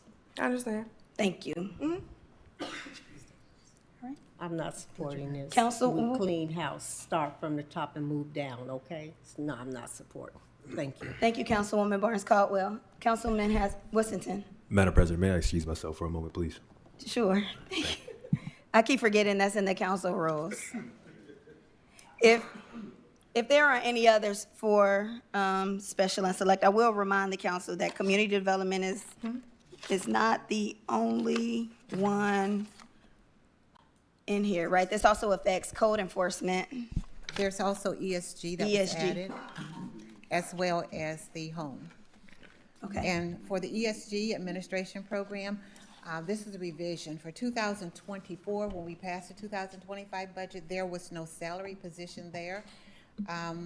Community development based that budget on the rollover amount from 2024 to 25. However, they have several years of funds that have not been drawn down, and they would like to use that now. So they've added back the program analyst position at $13,705. And the total salary with all the benefits would be $15,986.88. The contractual services are at $28,862.12 for a total of $44,849. And that's the partial salary of the program analyst. What's the total salary? It's what do we have, 43 and 13.7? 56,700. Okay, thank you. Madam President? Councilwoman Barnes Caldwell. I would like to make a motion to amend CPO 2025-26 and remove community development from this. It's been moved. Is there a second? Second. It's been moved and properly seconded. Any discussion? Hearing none? Roll call, Madam Clerk? Councilwoman Brown? Councilwoman Caldwell? Yes. Councilman Halliburton? Yes. Councilwoman Ivy? Yes. Councilman Tolliver? Councilman Washington? Yes. Councilman Winston? Councilman Williams? Yes. President Latham? Yes. Councilman Tolliver's back. Councilman Tolliver? Yes. Madam President, the vote is 8-0. With a vote of 8-0, CPO 2025-26 has been yet again amended to remove community development, leaving the Community Development Fund. Does that include the supplemental?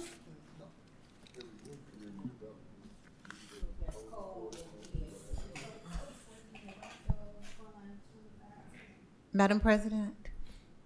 Controller Green? Yes, ma'am. All of this is community development. Right. But there are two different funds. So you have the community development supplemental, and then you have ESG, and you also have the home program. So we have three different programs under community development. So what we probably wanted to do is withdraw departments.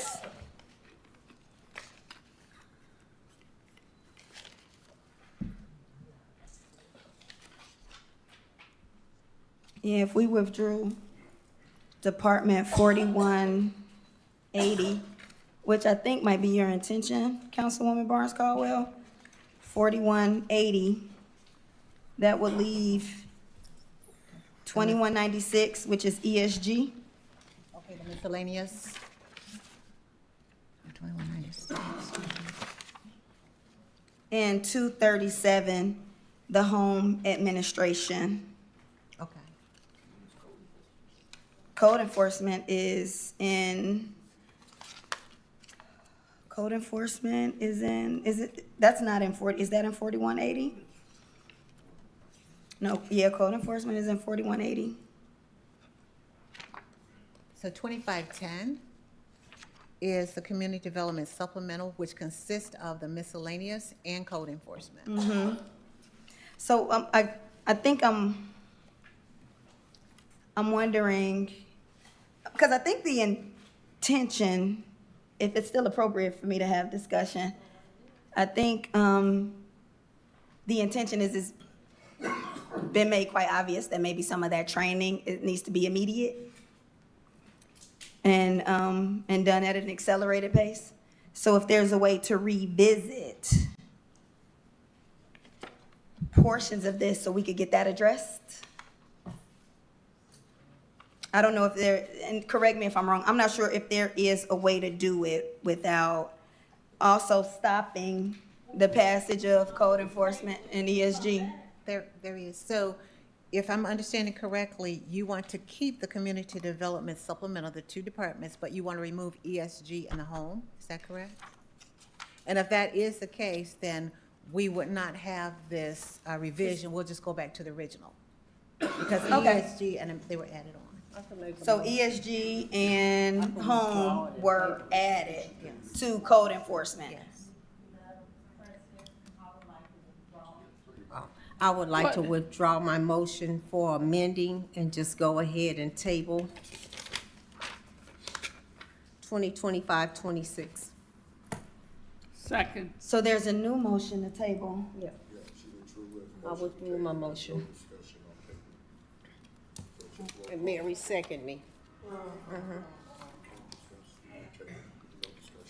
All right, sounds like we're tabling it if it passes. So the motion for passage has been withdrawn. There's a new motion to table. Roll call, Madam Clerk. Okay, Councilwoman Brown, Yes. Councilwoman Caldwell, Yes. Councilman Halliburton. Yes. Councilwoman Ivy, Yes. Councilman Tolliver, Yes. Councilman Washington, Yes. Councilman Winston, Yes. Councilman Williams, Yes. President Latham. Yes. Madam President, vote is 9-0. Okay, with a vote of 9-0, CPO 2025-26 has been tabled. It's okay, we'll just give it some more time. Thank you. CPO 2025-27, an ordinance approving revisions to the City of Gary's local roads and streets and MVH restricted 2025 operating budgets and established 2025 appropriations for the Community Crossing Grant Fund for the City of Gary, sponsored by Mayor Eddie Melton, City of Gary, Salida Green, City Controller. Colleagues, is there a motion for passage of CPO 2025-27? So be it. It's been moved by Councilman Williams. Is there a second? Second. Second by Councilman Whittington. Controller Green for the overview? Yes, Madam President, this is a revision also, and this revision consists of adding the budget for casino operations.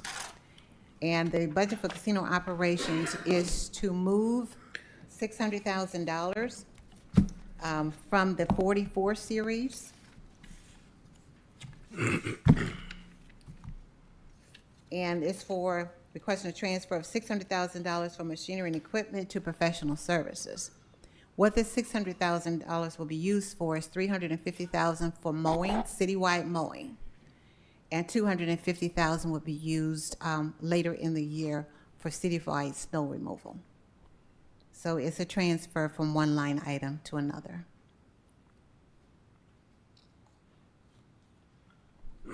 Colleagues, any discussion? Councilwoman Madam. Barnes Caldwell? You said mowing and snow removal? Yes, These so- would be through contracts? Yes. Okay. What was the amount for the lights? I'm sorry. What was the second amount? So with $600,000, out of that $600,000, we're looking to use $350,000 for grass mowing throughout the city, Okay. and then $250,000 for snow removal in the winter. I thought it was lights. Okay.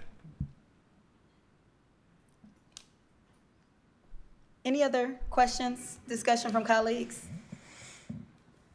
I have a question. Is there a reason why we put all of the different funds under the same ordinance? All of these Why these are coupled together? are actually related to Public Works. Okay. Yeah, and the work that they're doing.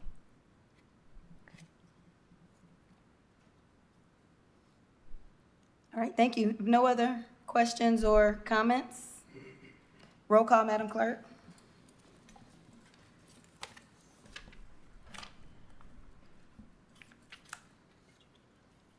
Oh, no, I didn't.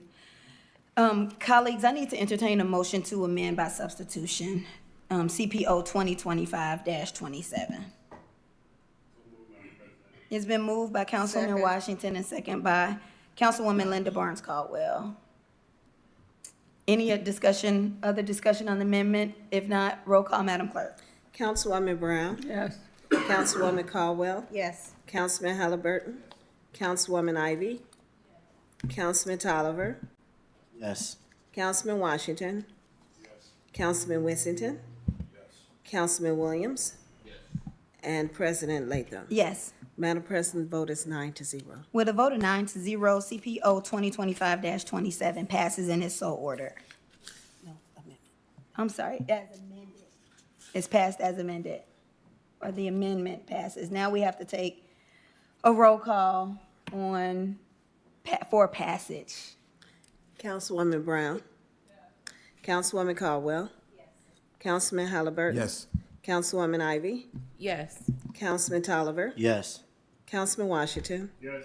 Councilman Whittington, Yes. Councilman Williams, Yes. and President Latham. Yes. Madam President, the vote is 9-0. Now with a vote of 9-0, CPO 2025-27 is passed as amended and is so ordered.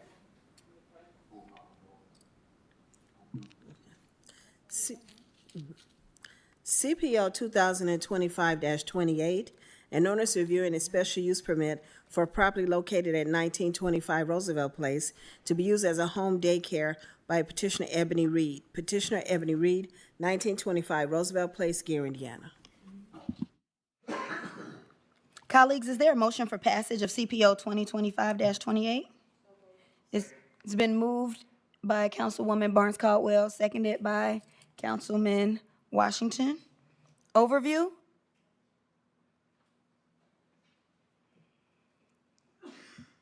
Welcome, Attorney Molina. Good evening again, council members. So this is a special use permit for property located at 1925 Roosevelt Place. It is a home daycare. It is zoned currently residential R2. The petitioner is Ebony Reed, who is present. She was also present at the committee meeting. The Board of Zoning Appeals held a public hearing on this on March 13th, and there was, by unanimous vote, a favorable recommendation to grant a special use permit. That was done because the BZA felt that this property met all 7 requirements to obtain a special use permit. First, that the establishment, maintenance, or operation of the special use would not be detrimental or endanger the public health, safety, or morals of general welfare. Second, that the special use would not be injurious to the use and enjoyment of other properties in the immediate vicinity. Third, that the establishment of the special use would not impede or substantially alter the normal or orderly development and improvement of surrounding property for uses permitted in the district.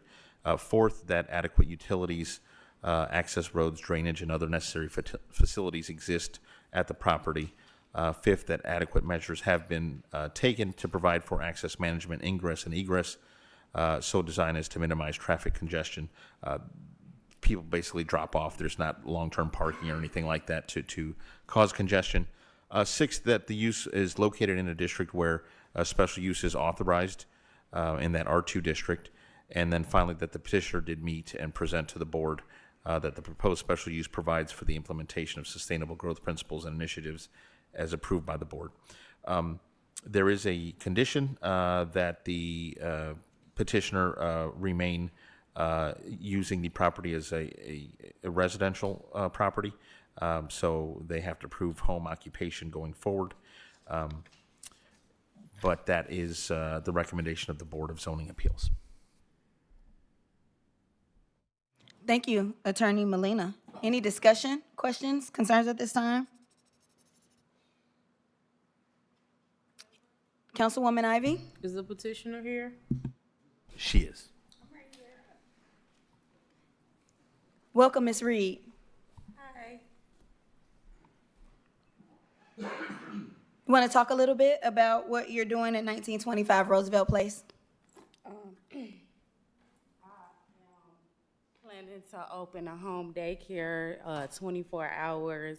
I just want to provide services for like parents that work out of normal business hours where, you know, and open on the weekends so that you all can be able to have someone that you trust and be able to work without the worry of where can I take my baby on the weekends, or where can I take my children if I have to work, or if I want to do overtime or whatever, I'll be available. Councilwoman Barnes Caldwell? Ms. Reed, I'm sorry I missed the committee meeting. How many children do you plan on servicing? We can have 16 during the day and 16 at night. Okay, thank you. Madam President. Councilwoman Brown? I need a question. How long have you been in business, in the daycare business? I haven't opened it yet. I'm trying to open it now, but I have like a friend, she been mentoring me and showing me the ins and outs and what all I need to do to have it up to code and everything like that. Did you have a daycare center prior to this one? No, I work at Gary Sanitary District. That's it. Okay.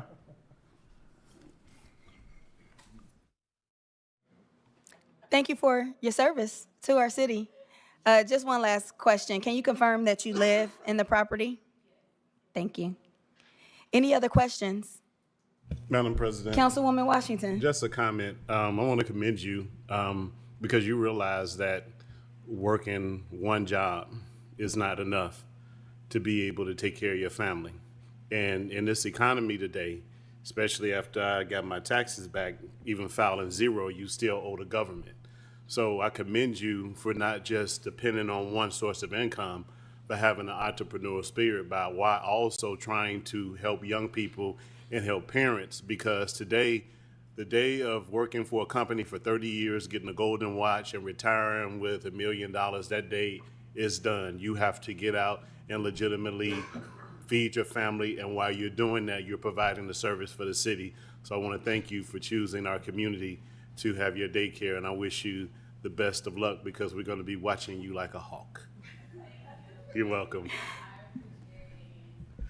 I got 2 daughters of my own, and like that's like a real struggle because it's like I work 8 to 4:30, and my youngest, she in kindergarten, she go to school 9 to 3:45, and then my oldest daughter goes to school 7:40 to 2:40. So it's like, you know, without their dad, if we weren't, you know, in the situation we are in together, then it would be hard, and I would have. Luckily, the daycare that they did go to, she was helping too, and she had transportation. So I was like, you know what? She's a family member, but she planning on retiring like this. She at the end of her phase of that, so she not able to help as many people like pick their kids up from school because we just purchased a van so that I could provide after school and before school transportation. Picking up kids from school that parents can't pick them up from school, and dropping kids off. Like, I got to be at work at 8 o'clock, so somebody, if their children had to start school at 7, like my daughter, we can drop them off before you know, school, the kids, they gotta be in school and pick the kids up after school. And then during the day with the little daycare babies. Thank you, Ms. Reed. Well, Ms. Reed, I just want to say that this daycare will be in my district, so I too will be watching, okay? Okay. Ms. Reed, Madam President. Thank you, Councilwoman Brown. Councilwoman Ivy. Ms. Reed, the name is so cute. I like the name. And I myself worked 8:30 to 4:30, and I appreciated having a home daycare for my children. It allowed to pick up my children as well. I just want to say to encourage the parents to be mindful of the neighbors. Yes. Not driving fast down the block and parking anywhere and blocking your neighbor's driveway, just so that you won't get any complaints. Fortunately, I have a long driveway, so. Okay, good. And then like the house is kind of like on the corner, so the neighbor, his home is on the avenue, like facing, so he really no one parks down that street really. Okay, on just the keep end the of it. parents mindful I will. of the street, the neighborhood, the neighbors. Yes. Thank you, Councilwoman Ivy. If there isn't any other discussion, roll call, Madam Clerk. Councilwoman Brown? Yes. Councilwoman Caldwell? Yes. Councilman Halliburton? Yes. Councilwoman Ivy? Yes. Councilman Tolliver? Yes. Councilman Washington? Yes. Councilman Yes. Williams? President Latham? Yes. Madam President, the vote is 8-0. With a vote of 8-0, CPO 2025-28 passes and is so ordered. CPR 2025-04, a resolution of the Common Council of the City of Gary, providing for a hearing and public comment on the transfer sale of certain properties formerly owned by the GUEA, sponsored by Mayor Ivy, Councilwoman of the 4th District. Is there a motion for passage of CPR 2025-04? So moved. It's been moved and seconded. Welcome, Attorney Rags, for the overview.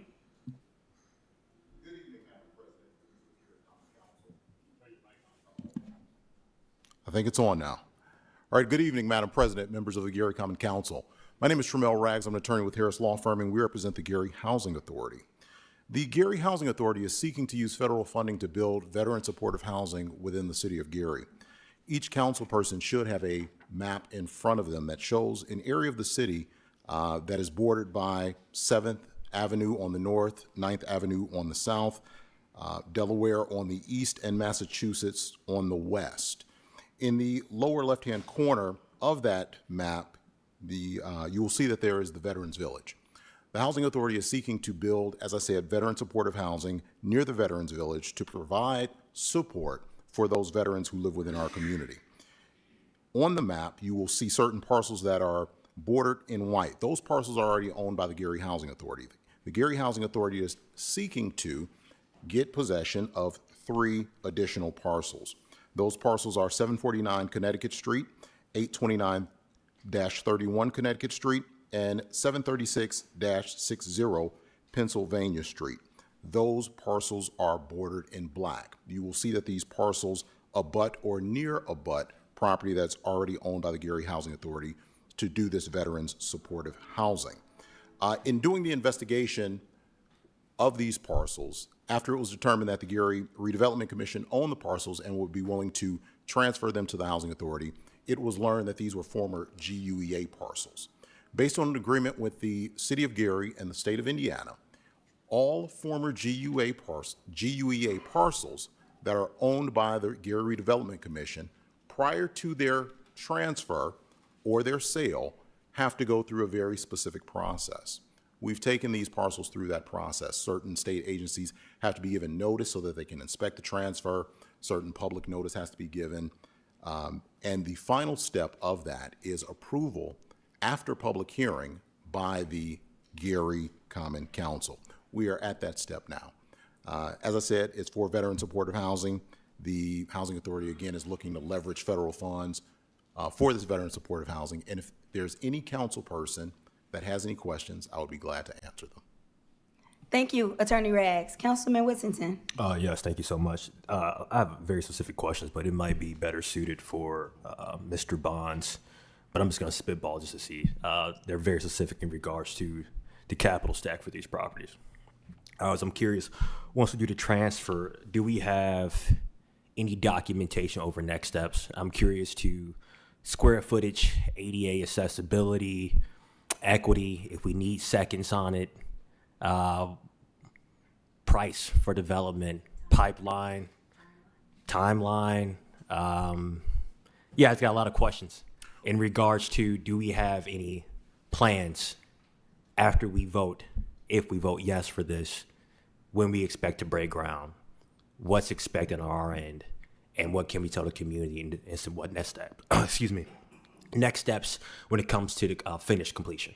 Well, I don't want to get in front of Terrell Bonds, who's the executive director of the Gary Housing Authority, but I can say that that timeline is not fully within the hands of the Gary Housing Authority, because after these properties are transferred, there has to be a DOT that's placed on them. That's a declaration of trust for the federal government that then has to get approved by HUD. Then the site acquisition has to get approved by HUD. Then the development plan has to get approved by HUD. And I can tell you that over the past, we'll say, 4 months, for reasons that are probably very obvious, it has been very difficult to get approvals through the Indianapolis field office. So I can't say with any certainty what that timeline would look like. I'm sure Mr. Bonds would be glad to go over all the details of that. But as I stand here, just honestly, that timeline is not within the hands of the Housing Authority. No, I appreciate that. The reason I was asking is because in the financial sector, we're expecting a lot of funding, whether it be national or state, to be cut come third quarter of this year. Most projects have already been funded for the first half or have capital stack for the first half, but we are expecting a huge downturn. So when you said HUD, just from my experience right now, we have emails waiting from representatives from HUD that haven't got back to us yet, and these are billion-dollar contracts. So you know exactly what's happening. I appreciate you. Thank you. But even with that, Councilman, I'd like to say that we're still trying to make that progress go forward. Okay. Obviously, nothing's going to happen if we just sit back and do Yeah, nothing. I appreciate you. Thank you so much for your transparency. Thank you. Thank you, Councilman Whittington. Any other questions? I had a similar question, more just curious, how long has the Gary Housing Authority held the properties outlined in black? For a short time, it's been less than a year, less than a calendar year. Once they identified a veteran supportive housing that would be proper for certain capital funds, they moved into action on this. Okay. Thank you, Attorney Rags. Any other questions, comments from council members? If not, roll call, Madam Clerk. Madam President, prior to getting in a roll call, there is required pursuant to that agreement that the public be able to comment prior to the roll call. Great. Is there any public here who would like to speak? So surprised that Mr. Allen wants to speak. I want to say that Same 2 minutes. I have no doubt in my mind that Mr. Rags and his firm is more than capable of bringing to fruition any information you guys going to need about the project. However, the parties driving the wheel is not the firm, and parties that are driving the wheel at this time don't have the best track record with getting projects done, and sometimes we can't point to one. And they do have staff that do their due diligence. They do follow the procedures as far as the land acquisition, but for some reasons, we've been having a miss when it comes to actually pulling the trigger and putting the shovel in the ground. So I would ask the council to be not just merely vigilant, but be more involved with the third-party decision makers that the Gary Housing Authority don't control or don't employ as regard to their cooperation. And as we know with the current White House, we shouldn't be surprised that even if they did everything on their end that they should, that the rug may be pulled from under them with the funding. Again, like I said, we collect $5 trillion in federal funding. The only other country that has that much in national spending is China. The $5.1 trillion is larger than all the gross national products of every nation in the world, and yet we continue to carry a deficit.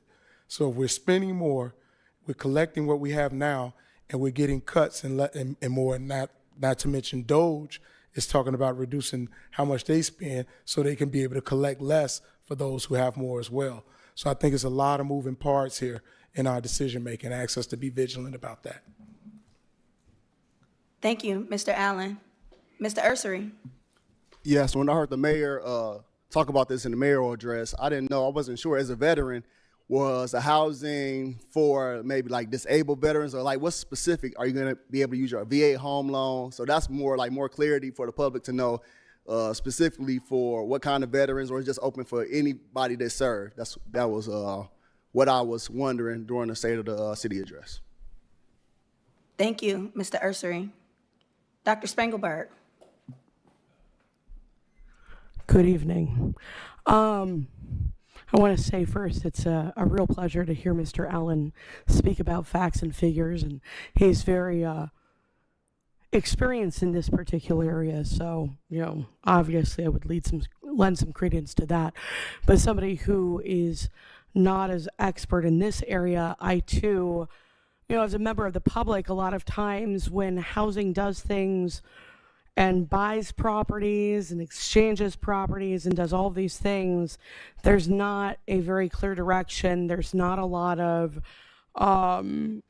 insight that we get. Like, for instance, with the library situation, I still have no idea what happened with that. I loved that library, and we were told various things throughout time about how it would be used.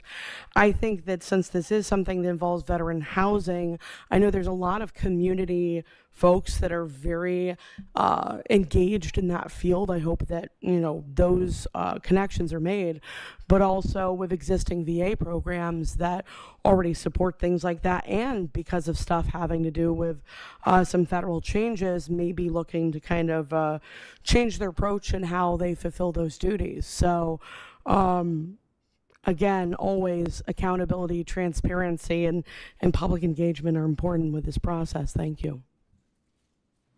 Thank you. I did have a question maybe for our redevelopment director.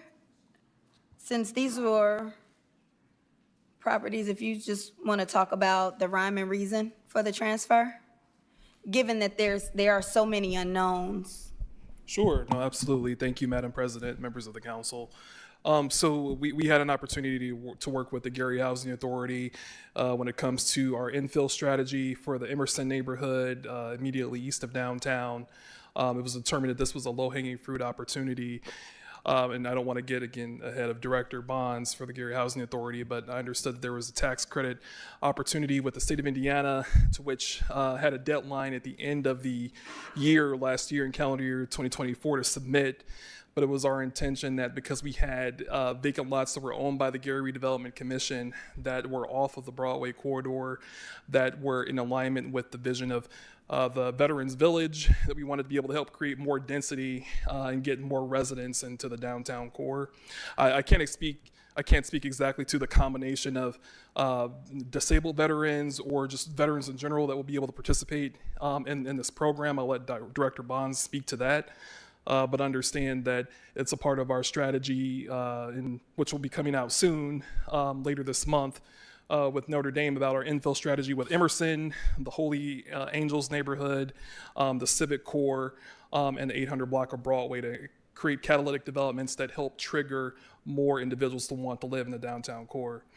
So when we worked with the Gary Housing Authority, we thought that was a low-hanging fruit opportunity, considering the tax credit application process that was available by the state of Indiana at the end of the year, calendar year 2024.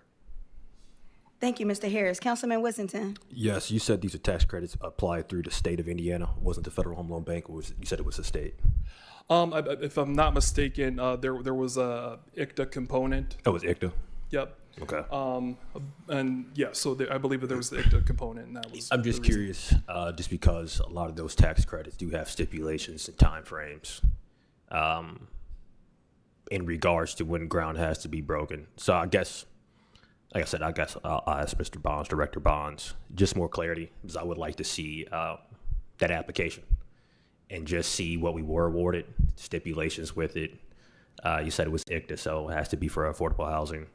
Right. Got it. Yep. Okay. Yeah. And we should be able to submit to you or provide you the application that was submitted. Thank you so much. I appreciate you. No problem. Thank you, Councilman Whittington. And to Councilman Whittington's point, is there any clawback opportunities should nothing happen on the properties within a certain amount of time?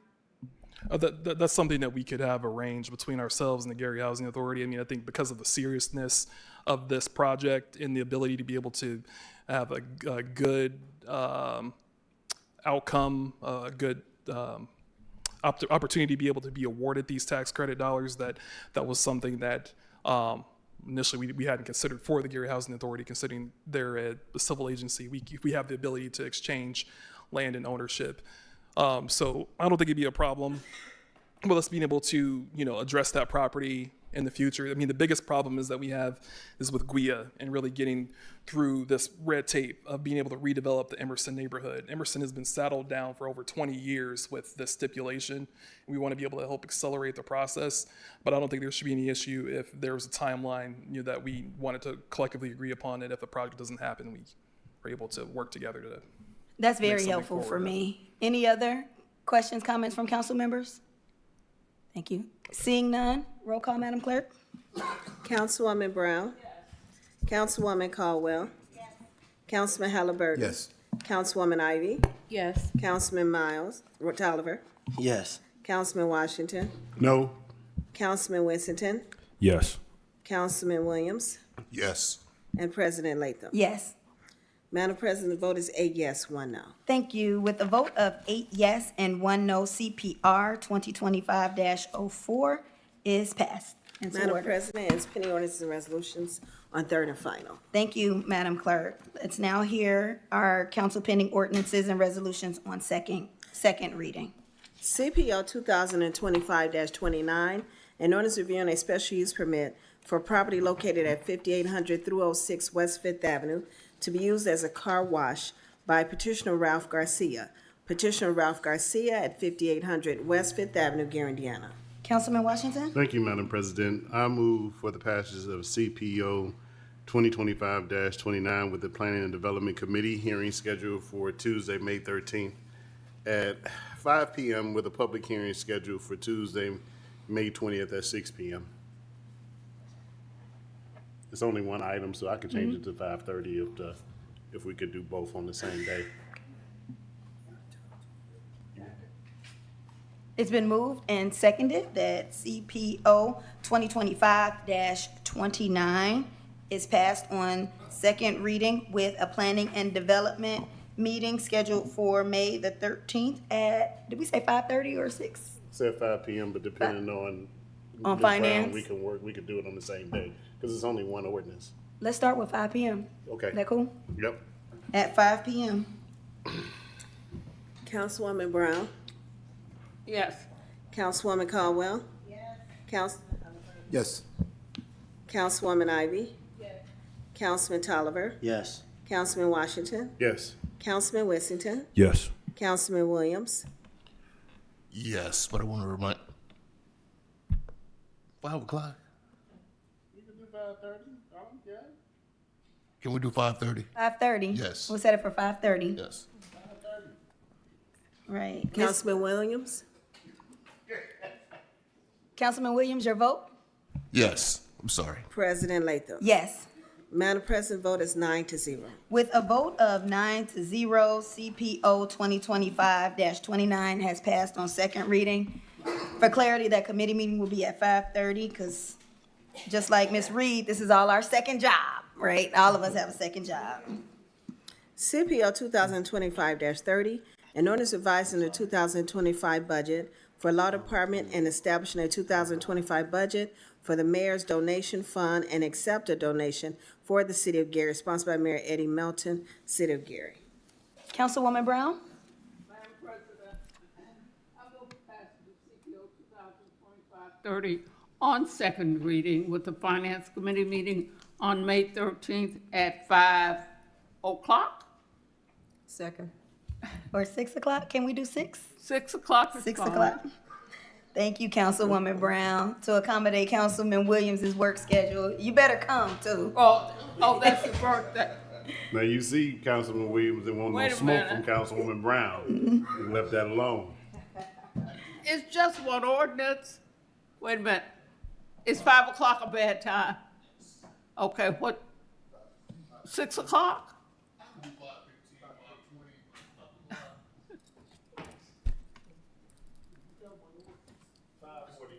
$5:45, $5:15, $5:45. 5:45. At 5:45 p.m. Is there a second? It's been moved and seconded.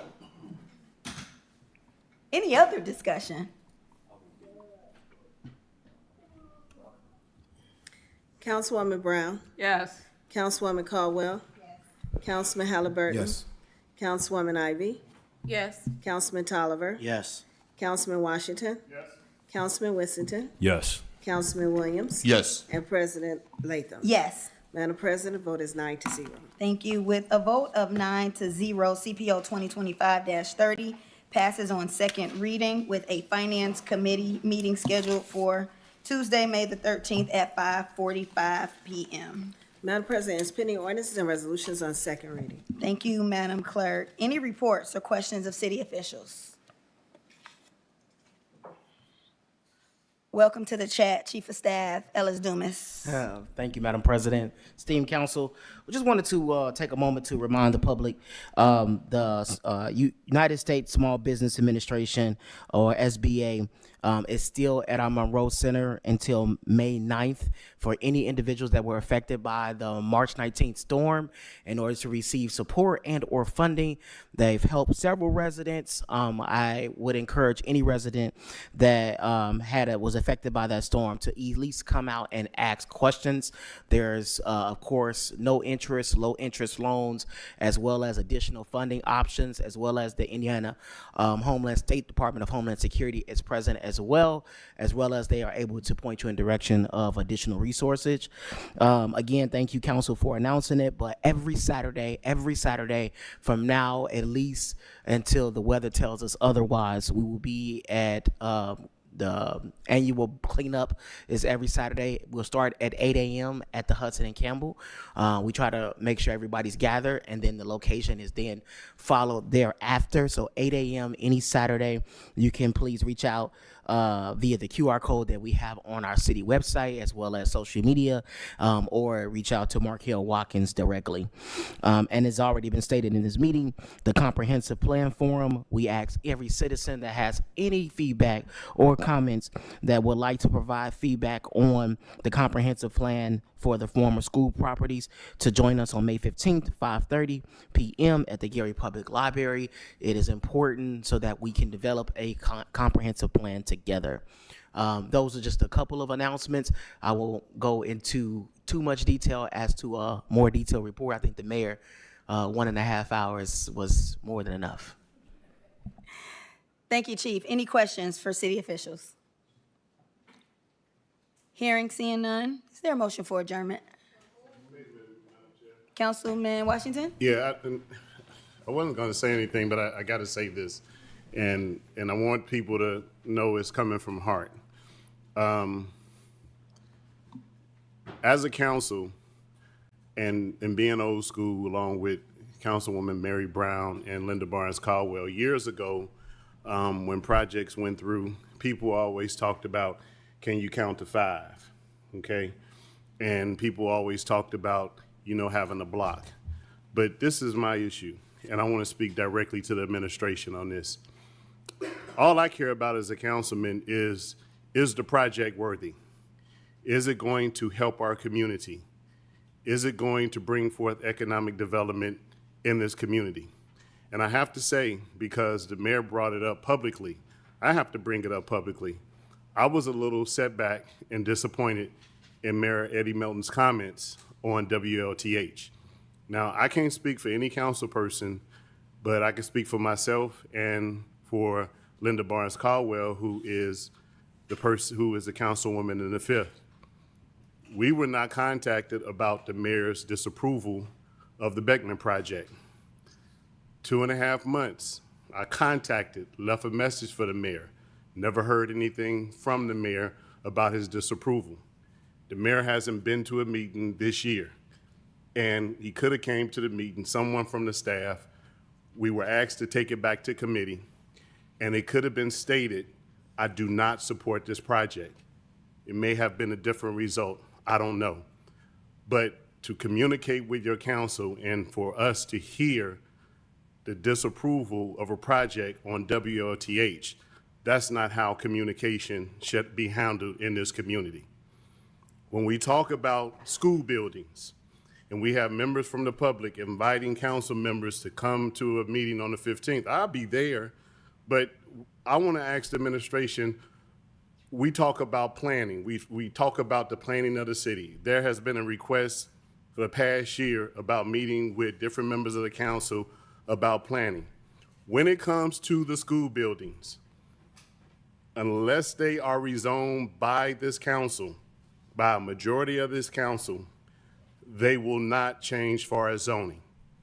So the idea would be, you have 3 at-large members of the council, and we have every district with a council representative. If you are looking at rezoning schools, why don't you talk to your at-large members who represent the entire city and each district person about what you want to do at a school building? I'll give you an example. Horseman High School and Voy High School sits right down the street from my house. I haven't heard anything from Terrell Bonds about what is going to happen. Haven't heard anything from the administration about what are the plans for Horseman High School. I've been on the council for almost 2.5 years, a whole year under this administration. And for me to get something as the chairman of planning and development and tell me, hey, councilman, come to our community forum and we'll talk about what we're gonna do with Horseman. Okay, I don't have a problem with that. But you do have a city council that you can meet with and you can talk with and you can look at each school in each district and ask each district council person, what do they think should happen or what plans do you have for that? And again, I speak for myself, having not been talked, haven't been consulted, haven't been told, and what we get is a comment on WRTH and then we get a letter in the mail. I've seen too many in these schools for over 30 years being dilapidated. And to a certain extent, you got to take charge. I want the administration and the mayor to be successful, but it takes teamwork, not picking off different council people, no, talk to us all. Bring the projects. Don't worry about a coalition, because one day, 5 of us may agree, then the next minute, we have different people disagreeing. It's not always going to be the same thing, but at the end of the day, I want each council person to be able to know about each and every project that has been articulated by the administration so we can make an accurate vote. I don't ask council members and I don't tell council members how they should vote. I ask council members to get all of the information. And it is a responsibility of the administration to make sure that we have all of the administration. And I ask with humility, you can pick up the phone, you can talk to us, but to receive a message through WOTH and then a letter, that's not how we do business. Thank you, Madam President. Thank you, Councilman Washington. The motion on the floor is for adjournment. So moved.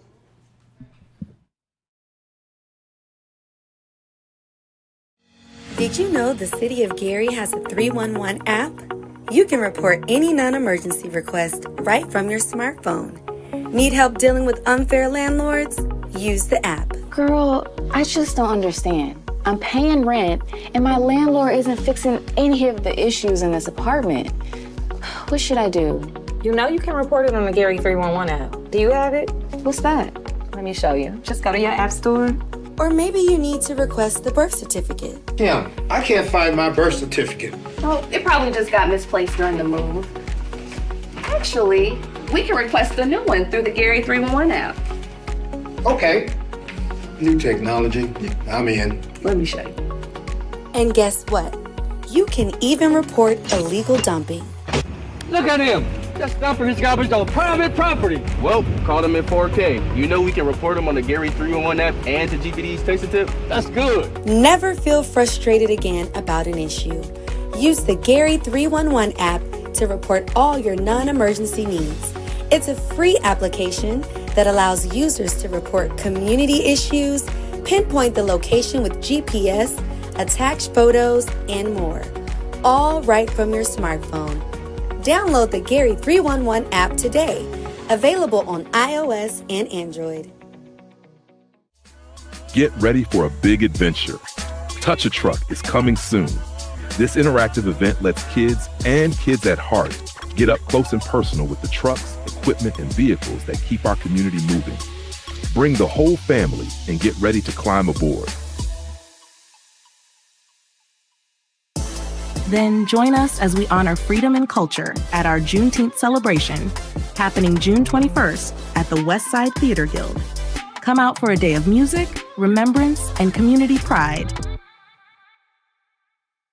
This is our infant classroom, and you just can't go by without looking at the baby. We're here to talk about something that truly shapes the future of our city, and that's early childhood education.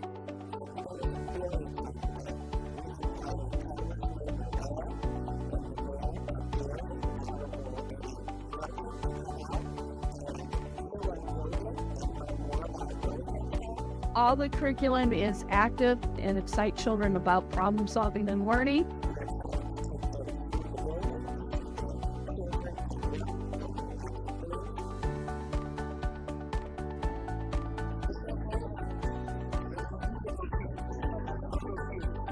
Today, what we were able to witness is the greatness of Gary and the greatness of Head Start coming together. We know that the success of our children directly influences the success of our city. In order to create big projects and deliver for Northwest Indiana, we have to have and must have an educational workforce to be able to fill those jobs. We're laying a foundation for stronger families, a stronger economy, and a stronger Gary, Indiana for generations to come. This isn't just about education. It's about building a stronger community. When we invest in our children, we invest in our community.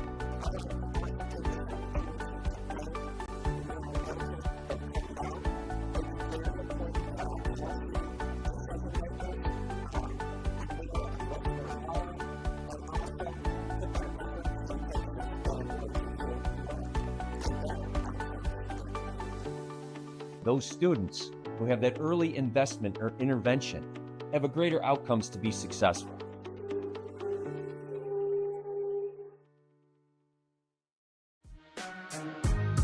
Let's celebrate America's birthday, the Gary way. Our 4th of July parade rolls out July 3rd at 5 p.m., bringing excitement, community spirit, and plenty of red, white, and blue to the streets. And don't rush off. After the parade, head over to the Railcat Stadium for fireworks at 6:30 p.m. Then, gear up for a new school year at our Back to School Fest, hosted by First Lady Crystal Melton and the City of Gary. Join us August 2nd at the Gary Railcat Stadium from 8 a.m. to 1 p.m. Get ready for free haircuts, free immunizations, free uniform vouchers, and exciting giveaways, from backpacks and sneakers to gift cards and more. Plus, enjoy food, fun activities, music by DJ All Out, and free transportation provided by GPTC. Don't miss this incredible day of preparation and celebration as we send our students back to school in style.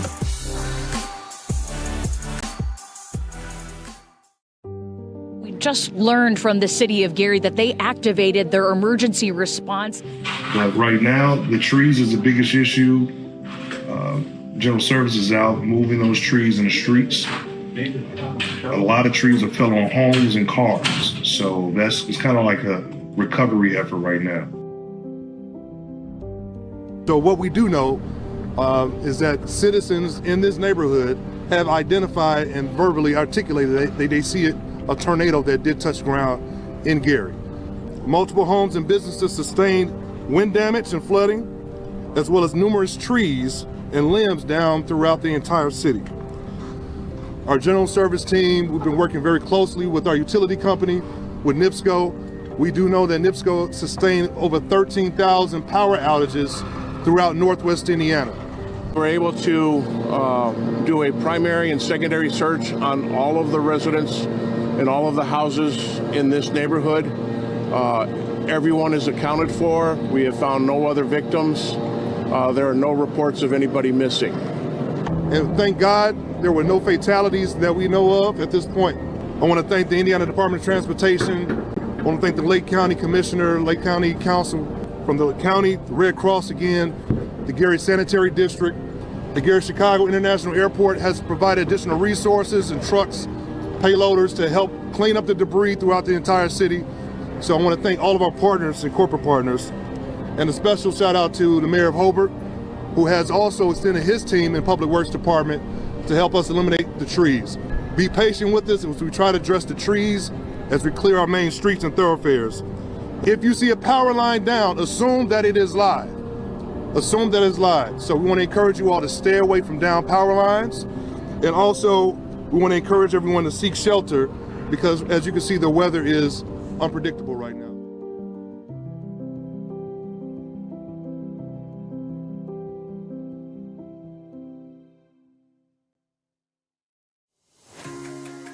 And finally, look to the skies. The Gary Air Show returns August 8th through 10th at the beautiful Marquette Park. Get ready for breathtaking aerial performances along the stunning south shore of Lake Michigan. Admission is free, so bring your family, your friends, and your cameras. There's something for everyone this summer in the city of Gary. For more event details and updates, simply scan the QR code on the screen to sign up for our monthly newsletter.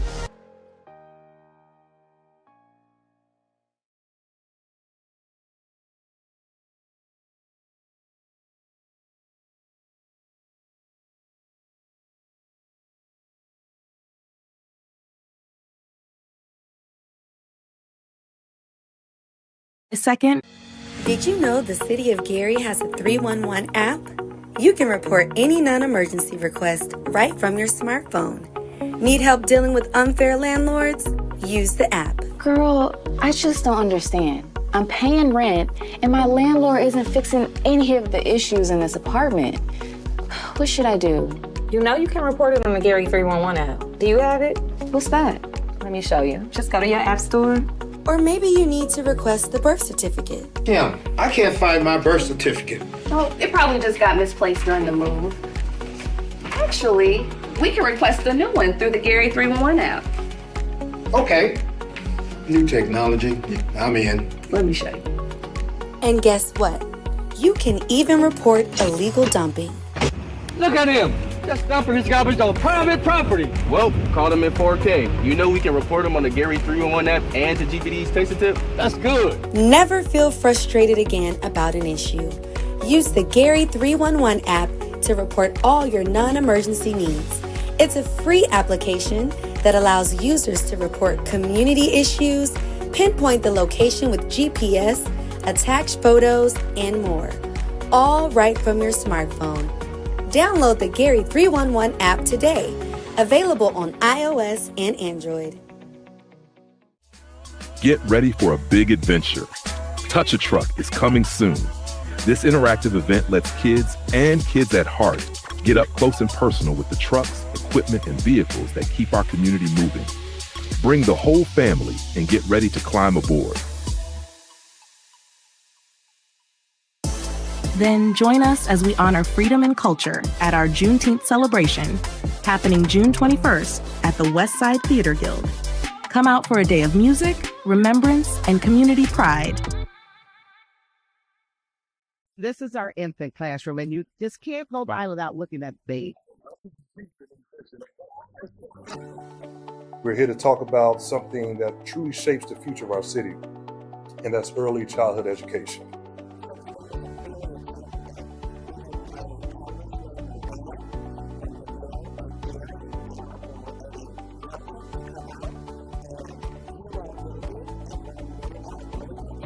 All the curriculum is active and excite children about problem solving and learning.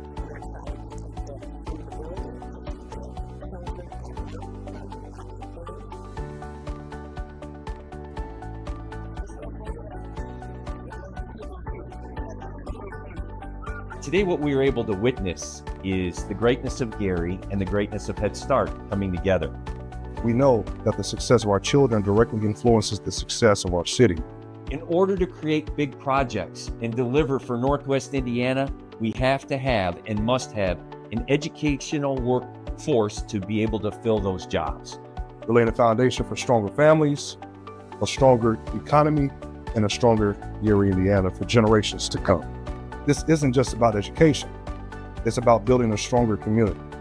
When we invest in our children, we invest in our community.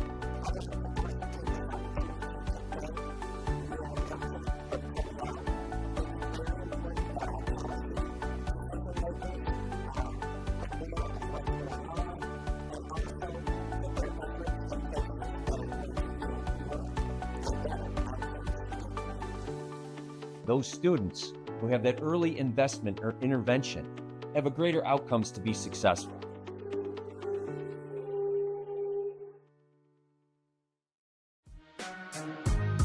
Let's celebrate America's birthday, the Gary Way. Our 4th of July parade rolls out July 3rd at 5 p.m., bringing excitement, community spirit, and plenty of red, white, and blue to the streets. And don't rush off. After the parade, head over to the Railcat Stadium for fireworks at 6:30 p.m. Then, gear up for a new school year at our Back to School Fest, hosted by First Lady Crystal Melton and the City of Gary. Join us August 2nd at the Gary Railcat Stadium from 8 a.m. to 1 p.m. Get ready for free haircuts, free immunizations, free uniform vouchers, and exciting giveaways, from backpacks and sneakers to gift cards and more. Plus, enjoy food, fun activities, music by DJ All Out, and free transportation provided by GPTC. Don't miss this incredible day of preparation and celebration as we send our students back to school in style.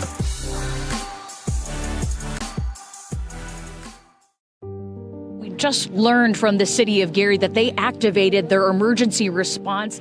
Right now, the trees is the biggest issue. General Services is out moving those trees in the streets. A lot of trees are fell on homes and cars, so it's kind of like a recovery effort right now. So what we do know is that citizens in this neighborhood have identified and verbally articulated that they see a tornado that did touch ground in Gary. Multiple homes and businesses sustained wind damage and flooding, as well as numerous trees and limbs down throughout the entire city. Our general service team, we've been working very closely with our utility company, with NIPSCO. We do know that NIPSCO sustained over 13,000 power outages throughout Northwest Indiana. We're able to do a primary and secondary search on all of the residents and all of the houses in this neighborhood. Everyone is accounted for. We have found no other victims. There are no reports of anybody missing. And thank God there were no fatalities that we know of at this point. I want to thank the Indiana Department of Transportation. I want to thank the Lake County Commissioner, Lake County Council from the county, the Red Cross again, the Gary Sanitary District. The Gary Chicago International Airport has provided additional resources and trucks, payloaders to help clean up the debris throughout the entire city. So I want to thank all of our partners and corporate partners. And a special shout out to the Mayor of Hobart, who has also extended his team in Public Works Department to help us eliminate the trees. Be patient with us as we try to address the trees as we clear our main streets and thoroughfares. If you see a power line down, assume that it is live. Assume that it's live. So we want to encourage you all to stay away from down power lines. And also, we want to encourage everyone to seek shelter because, as you can see, the weather is unpredictable right now.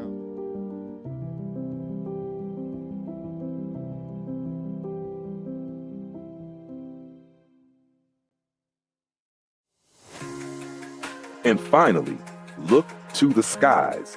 The Gary Air Show returns August 8th through 10th at the beautiful Marquette Park. Get ready for breathtaking aerial performances along the stunning south shore of Lake Michigan. Admission is free, so bring your family, your friends, and your cameras. There's something for everyone this summer in the city of Gary. For more event details and updates, simply scan the QR code on the screen to sign up for our monthly newsletter.